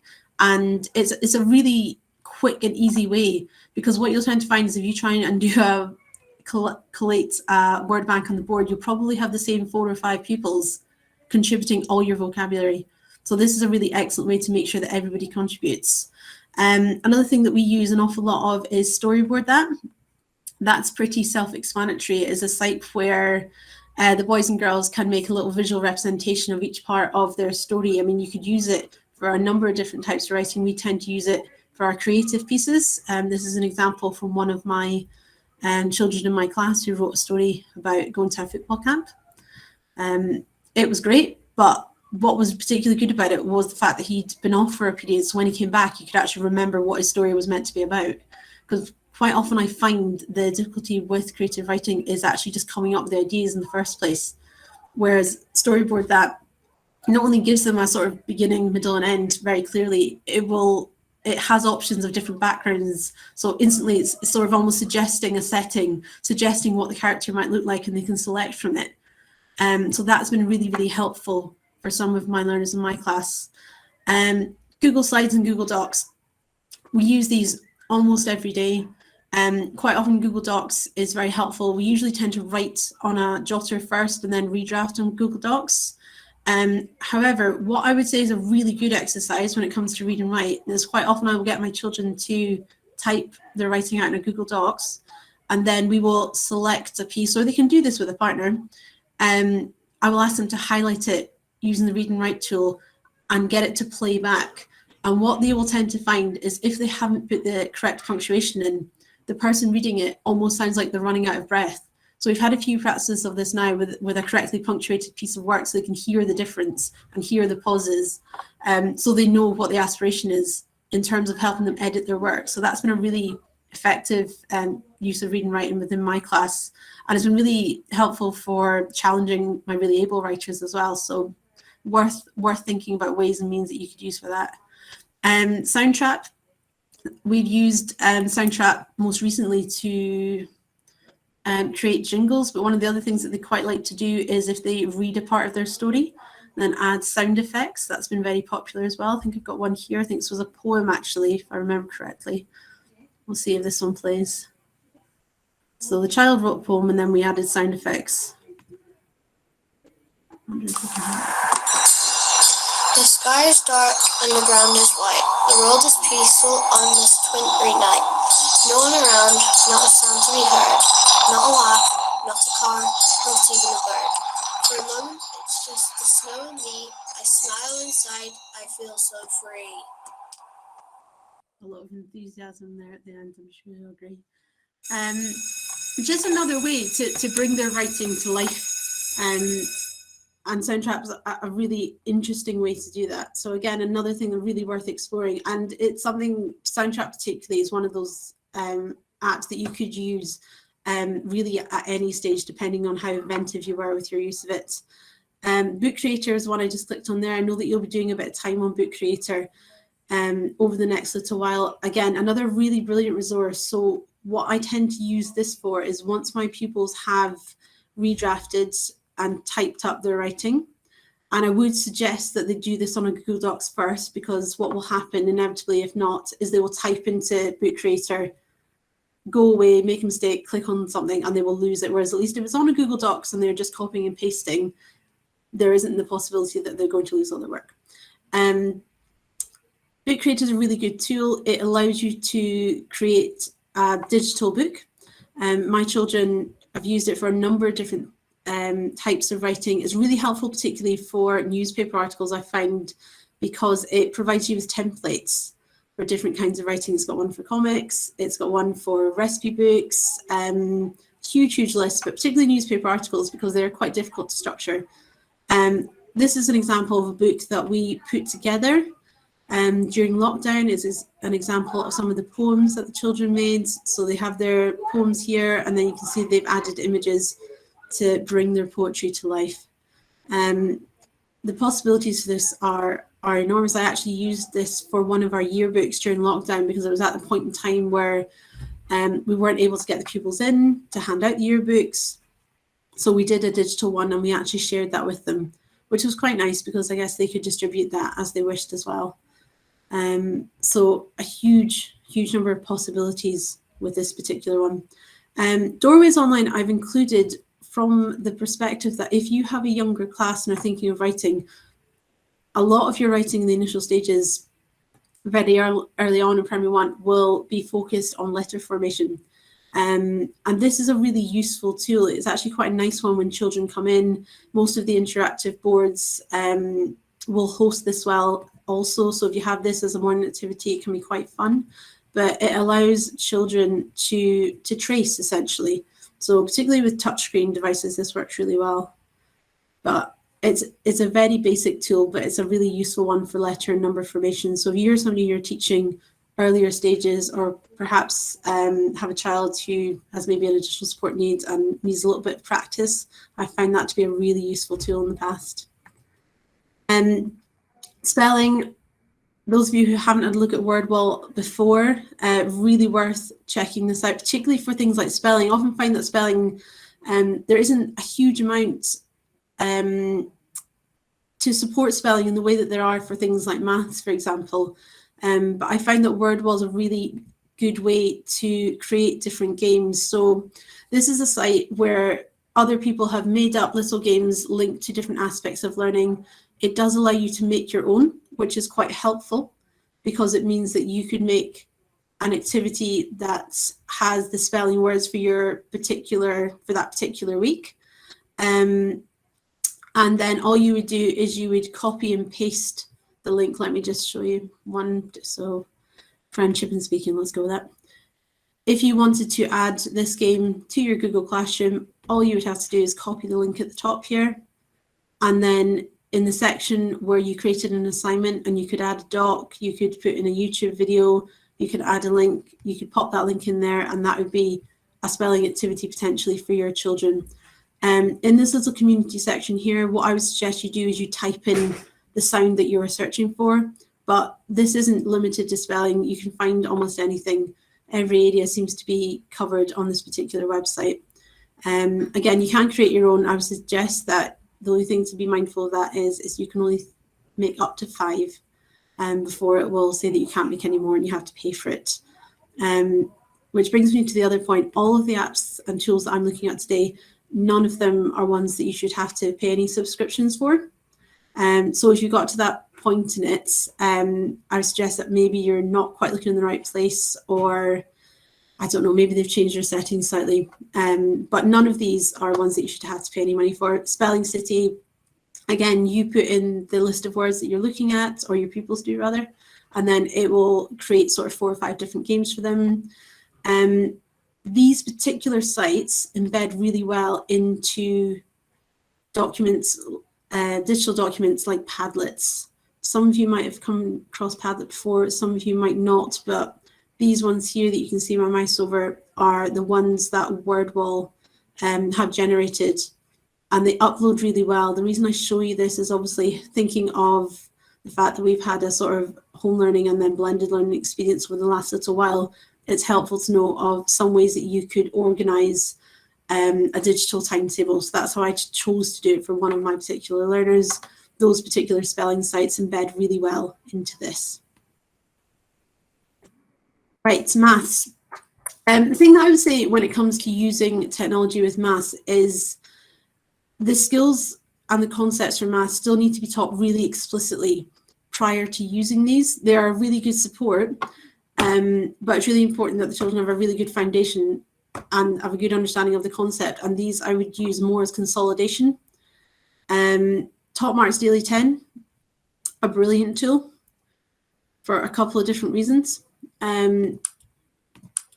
It allows you to pick a different aspect of maths. You could choose a different one each week. It also allows you to tailor the level of it. So for example, the addition that they're doing at level 1 is going to be far easier than the addition that they're doing at, say, level 6. It will allow you to select the time in between also, or you could do it manually. So if you have children that are in a group that are really, really quick, you might want to do it at, I don't know, 7 seconds. 3 is very, very quick. So I don't tend to use it very often at 3, but you might have very able learners. Or quite often I use the manual selection. Then that means you can move along when you see that they are ready to go. But once you get to the end, it gives you an opportunity to either have a look at any of the questions that they've missed or reveal all of the answers. It's a helpful way to do your mental maths each week, because quite often I used to write things out on a post-it note and then inevitably put the post-it note down. So this was a much more robust way to manage that. So certainly worth having a look at. This was the version of Countdown that I tend to use if I am doing the number version.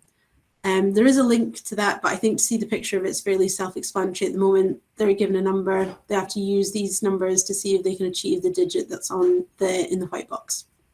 Great fun, excellent for your really competitive children.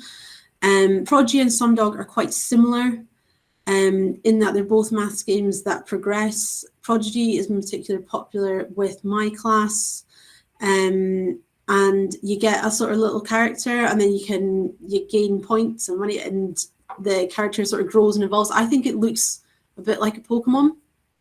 My children tell me it does not, but I'll let you make your own mind up about that. However, what they do have in common is they're very good at allowing you as a teacher to track what your children are doing and the progress they're making. And Prodigy has been a really good app for encouraging children to interact with maths learning at home. Guardians of Mathematica, again, a very similar idea. The opportunities for the types of maths they can select, because the levels just continue to progress. They're not really games that you're going to ever complete as such, so they are an excellent way for boys and girls to consolidate. Maths Playground, again, I use this more as a learning and teaching tool. It's not really one that I tend to set them to do themselves. I tend to put these games on their Google Classroom, or perhaps set them as homework, because I feel they are a bit more specific than the likes of Prodigy or Guardians of Mathematica, which will ask them to sort of select which maths aspect they want to practice on that day. These are just a bit more targeted. But again, really useful, very clear, embed really well into things like your Google Classroom, really worth having a look at for consolidating maths concepts. Topic. I'm sure quite a lot of you will probably have seen Kahoot. Not sure if I've linked up Kahoot. Let's have a look. I'm a big fan of. If you're a college student like me, big fan of Kahoot and the time it can save you and the way that you can tailor it to the content you're looking for. So I'm just going to let you quickly have a look at this video. It's only 4 to 5 seconds long, just for those of you who are perhaps less familiar about what Kahoot actually is. So bear with me just 3 seconds. As Beth's getting that set up, I would say that this one is hugely useful in secondary as well. Yeah, I would say a lot of the times I've been out in secondary on visits to probationers, I've been seeing the secondary probationers using this as a really effective sort of a start of session review tool for the learners based on what you've covered in the previous lesson, as an end of lesson review as well, both individually and collaboratively. So this one is hugely transferable across both sectors. Yeah, 100%. I think it's the fact that it can be done as a whole class, the fact that it can be done individually. When we had, I think it was the second lockdown, and we had children, at home, and we were still running hubs, we could actually use a Kahoot, and all my children at home could be on the same Kahoot as all my children who are in the classroom. So the possibilities for it are really endless. And because you can make your own quizzes on it as well, you can really tailor it to the content that you're trying to deliver. So it's a really useful tool. I'll let you watch this very quick overview for those of you who are maybe less familiar. Hi, we're Kahoot. We're on a mission to make learning awesome. Our game-based learning platform is used by millions of people all over the world. Teachers, students, company employees, and lifelong learners. Kahoot makes it easy to create fun learning games or trivia quizzes in minutes, anytime, anywhere. We call them Kahoots. It works for any subject, in any language, on any device. You can also discover and play existing games. There are millions of Kahoots in our library. Kahoot can be played in a live setting with questions on a big screen, or on your mobile device where you see questions and answers on one screen. As well as in schools, Kahoot is played in companies, at events, and even parties to make learning awesome. Sign up today at kahoot.com. Let's play. I've got to be honest, I've never seen it used at a party. But in terms of a classroom setting, a really, really brilliant resource. And it's something that'd be really good to maybe have a bit more time to explore, but I don't want to keep you all too long. I know that you've all been here for quite a while. Bluekit is very similar to Kahoot. The difference, I would say, is that Lookit is more geared towards the children undertaking these quizzes independently. So what you would generally do is you'd set them a quiz and you maybe set it for 5 minutes, and you will have 5 minutes of, if they have an individual device, you'll have 5 minutes of total silence whilst they undertake their quiz. Whereas Kahoot, I would say, is more of a whole class engagement. And again, really an excellent way to start a lesson, an excellent way to finish a lesson. It does give you a little report at the end as well, which you can download and look at to see, you know, how well they grasp this. Where do we go next from here? Excellent. Topic ThingLink is a really useful way to show off some of your pupils' learning, and particularly since lockdown, our parents are much more digitally aware, and they're much better engaging with what our children are doing in the classrooms. So this is just an example of one of the ways that we've used ThingLink within our class. So we've been looking at a topic on Europe. My children at the moment are doing a research project using slides, and they are uploading it to this so that we can, when their parents have a look at it, their parents can have a look at lots of different ones, and so they can see each other's as well. So it's a nice way to share the learning on sort of one platform. So again, really worth having a look at. The reason I put YouTube there is because I think sometimes people forget the wealth of really good content that's on YouTube, particularly when it comes to topics. The only word of warning that I would issue with this, and I found these out the difficult way, is that regardless of how well you prepare, if you look at a YouTube video, say the night before, and you look at it all the way through, the advert that comes prior to it may well have changed, even by the time you come to show it the following day. And the adverts generally tend to be tailored to your age group as a user. So for example, it might show you adverts for a trailer for a film that are beyond the age group of the pupils that you're teaching. So these are just things to sort of be mindful of, but it's a brilliant resource when it comes to just to demonstrating some of the aspects of your topic, or just a great place to look for content. So just to be mindful, but it's certainly worth looking at. We've already mentioned a lot of the tools that we use already have a sort of built-in recording of assessment, which is really helpful to look at. But for those that don't, Google Forms is a really helpful tool to consider using.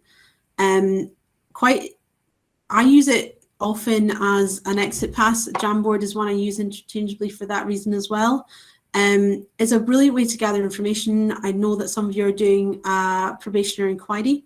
In fact, I think all of you will have to do a probationary inquiry if it's the same as when I was a probationer.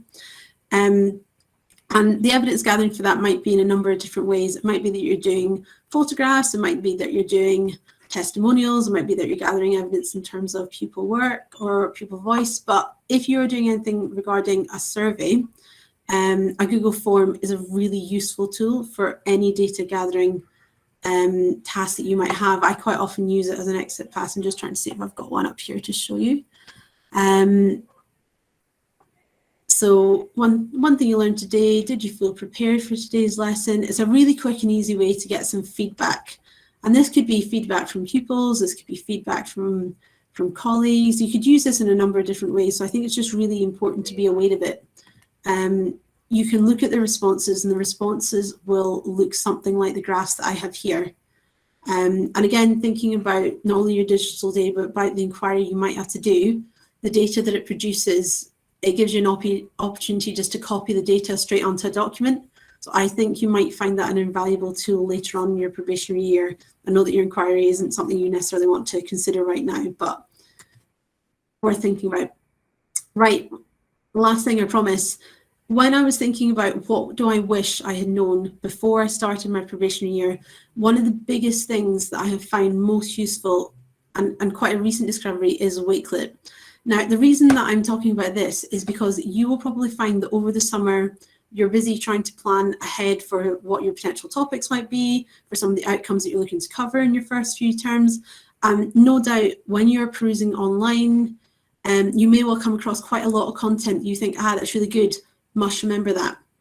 But the difficulty will be, regardless of how many links you copy down and copy and paste onto a document, it's really hard until you go and click back into them to remember what they actually were. So to to help with that and to help with the collating of really good content, we've started to use Wakelet quite significantly as a school. So this is what a Wakelet is for those of you who maybe not come across it. I would liken it to somewhere between a Padlet and a Pinterest board. And what it allows you to do is it allows you to put in links from sites that you find that are useful. So you can see here, I've used some of the ones that we have looked at today and organized them into columns. This is a really helpful tool because if you just have a link, it's quite hard to remember what's in it, whereas these actually have the opportunity for you to write a little description below it, but also just seeing the visual that goes with it will probably give you a very strong prompt as to what that link actually will lead to. And this has saved us an enormous amount of time. You can share these with other people. And I think if I was going to ask you to take anything away from today, is that, you know, this is a really exciting year, but it's also a really challenging year. And if you can do anything together to make your life easier, this is a good thing to do. You can share these, you can collaborate on them with other people. So if you know somebody else who's doing a topic that's the same as yours, create one of these, share it with your, you know, the probationer in another school and see what content you can gather together, because, you know, there's nothing new with regards to these. They're just unfound or undiscovered as of yet. And I think you can save each other a lot of time and be a huge support if you're to collaborate on the resources that you find that are really helpful. I know that, you know, lots and lots of the content I have here are content I've come across from other teachers. So if you can share the load, it will certainly save you an awful lot of time. I'm hoping that some of this was useful today. I really wish you all the very best of luck in your probation year. I remember it well. I think you're going to love it. It is the best job. It is the most rewarding job. And I know that this has been an awful lot of information that I have launched at you this afternoon, but I am more than happy. If you have any questions, please get in touch. I would love to hear from you. Thanks, Beth. What I'm going to propose we do, Roseanne, if you're happy with this, is I think I'm going to look at read and write, and I'll probably aim to bring this to a close, because I think we've been, you know, they've having to sit and listen for quite some time. So yes, it's been an intensive afternoon, Robert. I would completely agree. Yeah. So yes, I would agree with that. And I think Aileen has been called away, as I suspected she would. So I was going to do a little bit on her on getting your classroom set up. So what I'm going to do with regard to that is actually just send out some slides to everybody with some prompts, because I do feel we've sat for long enough. So if you want to finish off, Robert, and then I'll do a quick thank you at the end, and we can get finished a bit earlier. Perfect. Okay. So read and write, if I just share my screen very quickly, read and write is a tool which is available on all Chromebooks and is also going to be available to all staff once you get your Highland Google account. And what it is, it's the only tool in Highland we've actually got a council license for. So we've actually got a license for everybody in Highland to use this. I'm not going to show you how to get it set up on your machine because it should be there already. If it's not, you contact me and I'll help you to get it set up. But basically, once you open up any of the Google tools, as Beth said, read and write comes into its own. So it's basically an assistive tool that will allow children with literacy difficulties to get some support. But more crucially, there's actually loads of features within read and write that you could use for any pupil. So the way that I would encourage you to use this in your classroom is to introduce this not for children with dyslexia, not for children with specific literacy issues, but just actually as a tool that children in the class can use, particularly if you've got one-to-one devices. It can be used in primary or it can be used in secondary. The only, I suppose, reservation that we often hear about from the secondary point of view is that some children, my own son who's 14 and in S4, feels a wee bit uncomfortable using it if he thinks he might stand out as looking different. So that's, again, another reason why I think it's important that we try to impress upon the children that actually this is something that can be used by anybody. So I've opened up a Google Doc. I have given it a title of read and write.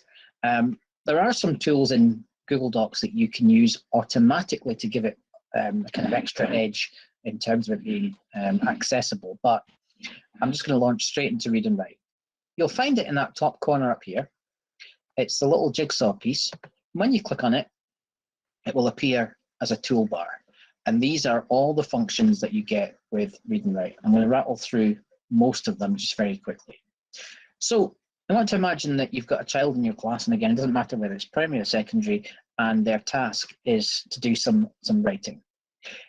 What you can use Read and Write for initially, if I switch on prediction, and the way that you switch it on is simply by clicking on it and it goes purple. For children who struggle with knowing what to write, knowing how to spell words, and if that's going to stop the flow, the prediction tool is really powerful. This is a story about, you can see is it will start to make suggestions.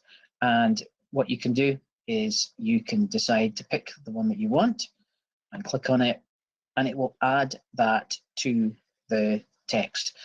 As long as you've got prediction stuck on, it will continue to offer you predictions for as long as you want. Now, there is a way that you can make the numbers of options less. There is a way that you can add, make the actual font size bigger for the predictions. So you're not just limited by having 10 options each time or having it in small font. So you can actually alter that as well. I'll turn prediction off. Let's imagine though you want to check the spelling that's been written. You've got two different dictionary options. I'm going to highlight the word animals. I'm going to make my screen slightly bigger so that you can hopefully, I'll make the font bigger instead. Right, so I've got the word animals, and if I want to highlight the word animals and I want to check the dictionary, I can go up here to dictionary first of all, and what it will tell me is first of all how to spell it, but it will also tell me what animals are. And when you can see this play sign here, this means that you can actually have the instruction or the description read out to you. Animals. Noun. All things alive are animals except for plants and microbes. Right, and if that's not freaked you out completely with that very, very odd voice, which again, you can alter, you can obviously get the idea that you can add, you've got a dictionary. But you've also got a picture dictionary. And I didn't realize until recently you can keep both of them open. So again, for children who perhaps are not as confident recognizing the word in terms of the actual structure, you can use the picture dictionary. Again, it can still be read to you. Animals. Again, with that slightly freaky voice. So you've got picture dictionary, you've just got the standard dictionary as well. At any point, if you want the text to be read to you, all you do is highlight it and just press play. This is a story about animals. I've worked out what my evening entertainment is going to be now. Just freaking out my own children with this awful, awful voice. Jumping across to a few options. Again, I'm not sure how useful this would be, but it is something that's available to you.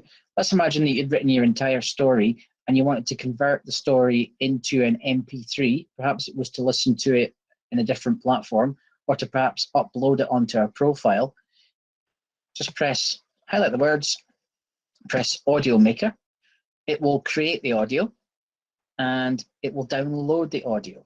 Bottom corner here, you can see I've now got an MP3, which will hopefully play. This is a story. So you can actually take the audio and convert it into an MP3. Obviously more useful if you've got more text than just one line. Moving along, now this is where it comes into its own. This is, to be fair, where it probably is more useful for children who have got particular visual difficulties. Screen masking.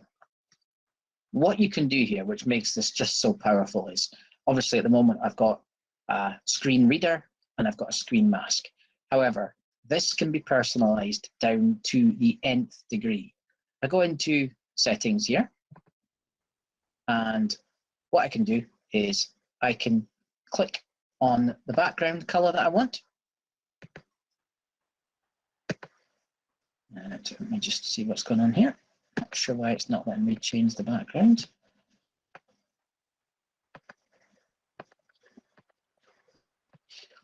For some reason, Read and Write is not playing ball with me.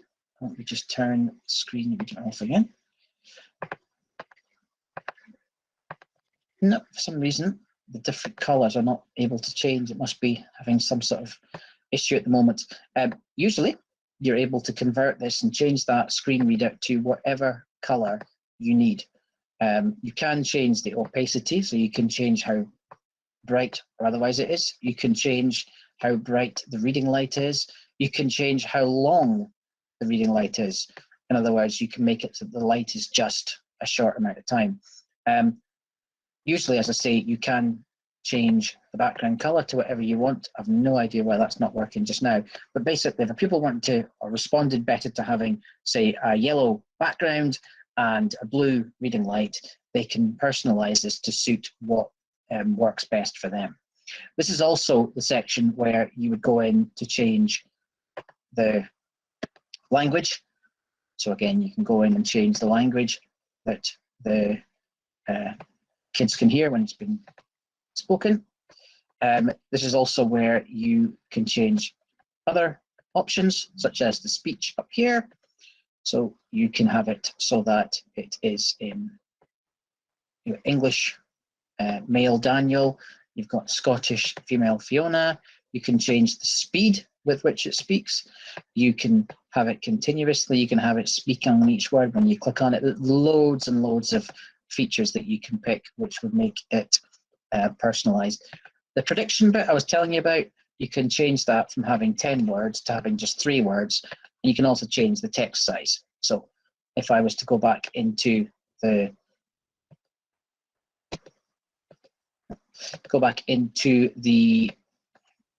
prediction again, this time I've got much less options and the font is also much bigger. So that's another way that you can personalize that part. I've no idea why the screen mask is not working, but as I say, you can change everything, including the color. The next feature, talk and type, is actually something that is just taken straight from the Google Doc itself. So when you click on talk and type, what it does is it will pull up a microphone. I'm going to turn the microphone off because I'm not quite ready to start typing. So let's imagine that I am writing an essay in chemistry and I know I've got to write 3 or 4 pages, and actually I don't want to just type the whole thing. I want to do a little bit of dictating combined with some typing. The beauty of this tool is that you can go between them. So I can click on the microphone, my cursor's in the right place. Today I am going to write a report all about chemistry and my favourite subjects within chemistry. If I've finished typing or dictating for a while, I can just pick up and start typing again. Whenever I want to, I can just return and I can continue typing using dictation. And what you can hopefully begin to see already is that for those children who really struggle to get their thoughts down on paper, and even for children who actually don't struggle to get the thoughts down on paper, but just children who struggle to get through a piece of text in a set amount of time, this dictation tool could be absolutely invaluable. So this can just sit at the side. Once you've activated it, it can sit at the side and you can just simply click it off and on. And this is a bit of a game changer. If the kids have got headphones on, they can dictate. They don't have to shout. They don't have to speak in a loud voice. They can almost do it really subtly and nobody has to know exactly what they're doing. We've got a translator, which is useful if you are trying to convert a piece of text into a different language. These next 4 are really useful. And again, it's more about how you would want to use them in whatever context you're in. So let's imagine you're doing a piece of writing and you want to pick out all the nouns in a piece of text. You can ask the children to simply highlight all the nouns in, say, yellow. And you could ask them to highlight a different type of word in, so an adjective, in blue. What you then get when you've finished looking at your piece of text, and again, this could be something that kids do after they finish their writing. If you go along to the end here, you've got the option here of collect highlights.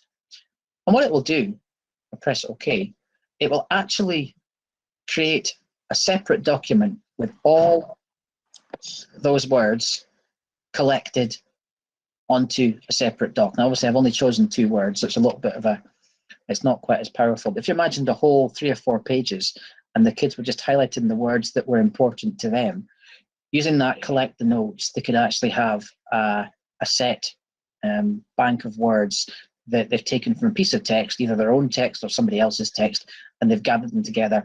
And again, they've created into a document that's automatically saving. So that's just the highlighting tools. Again, that could be used at every single level of school. And the last thing else what I want to show you is the, I think probably I'm going to jump, yeah, right. What I'm going to do now, I'm actually now going to show you how you can use the read and write tool if you are online on a website. And again, I think for me, this is almost transformational. So I'm going to open up a website. So hopefully you can see that just now. Now you access read and write exactly the same way. And what I'm going to do is I'm just going to go to my predictable Confirm One Athletic website. Now I'm going to open up read and write up here, and it should, the icon should appear. Here we go. Toolbar appears. Now you actually have a bit more flexibility with this one because it knows you're on a website. You can actually move it around more to put it wherever you think it should be. Now, for most kids, looking at a website gathering information is fairly straightforward. But if you're a child who's got real visual difficulties and they struggle with the fact that you've got flashing images, the fact that you've got different fonts, the fact that you've got pictures mixed in amongst it, the fact that you've got different font sizes within this, this is where read and write comes into its own. So you've got all the same tools that you would have on a Google Doc. You have got your screen mask, which doesn't work properly at the moment. You've got the option to turn it to an audio file. You've got your collect notes, which you could use exactly the same way. But this is the one that I think will be transformational. Simplify page. Because watch what happens when I press simplify page. It now takes a website that was absolutely chock-a-block with different fonts, different colors, different sizes, different images, different types of information, and it simply turns it into a plain text document. And this text you can still manipulate, so you can still use the gather notes. You can still use the screen reader, but what you've now got is text that children can actually work with. You can actually simplify it to another level. If I press simplify again, it will actually simplify it even less or even more. You can flip it around so that you've got a different color. These are the sort of generic dyslexic friendly fonts that you would use, or different colors that you would use. Again, the pupil can do that themselves till they get the one that works best for them.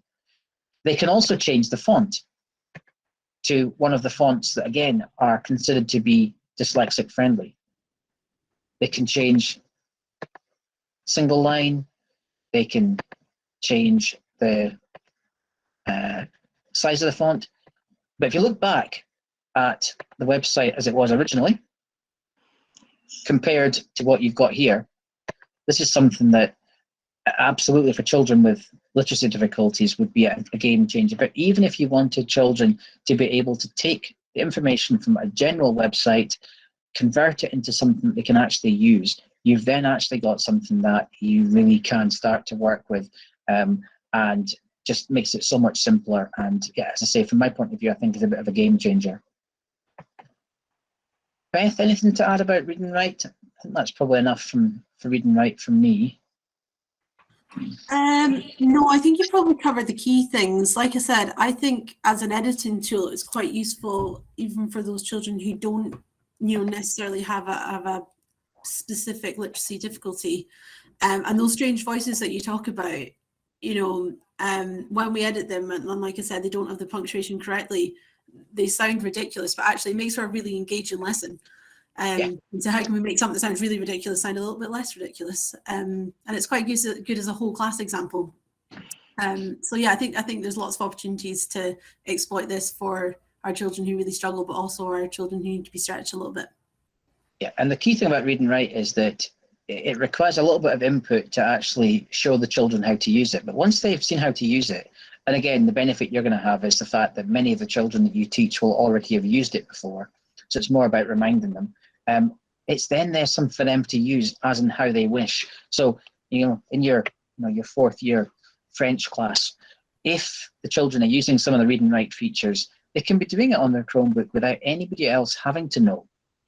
Even if they're doing the sort of listening back to it, putting their headphones on and just listening to it, even if it is using the picture dictionary, if it is using the dictionary, but not using the audio sound.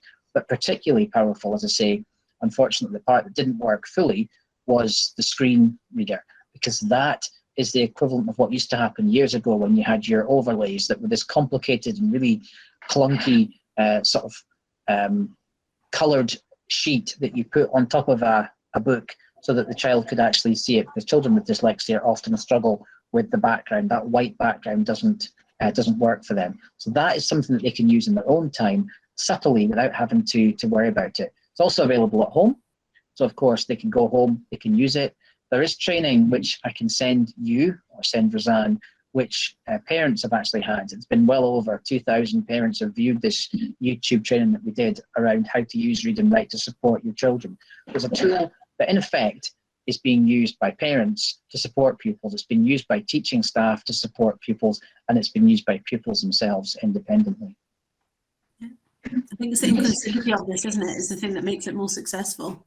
Absolutely. It is on every device. It doesn't single anyone out. So I think you're absolutely right. Okay, you have sat, I was going to be very patronising and say you've done really well there, but I forget I'm not talking to my 18-month-old son.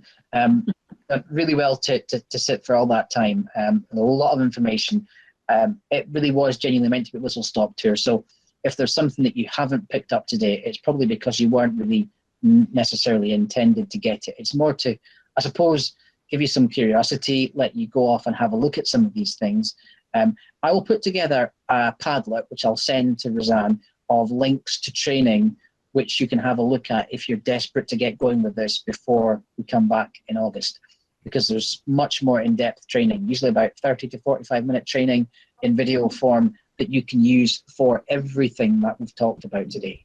So don't feel that you have to even necessarily go back and watch this again just to get an overview.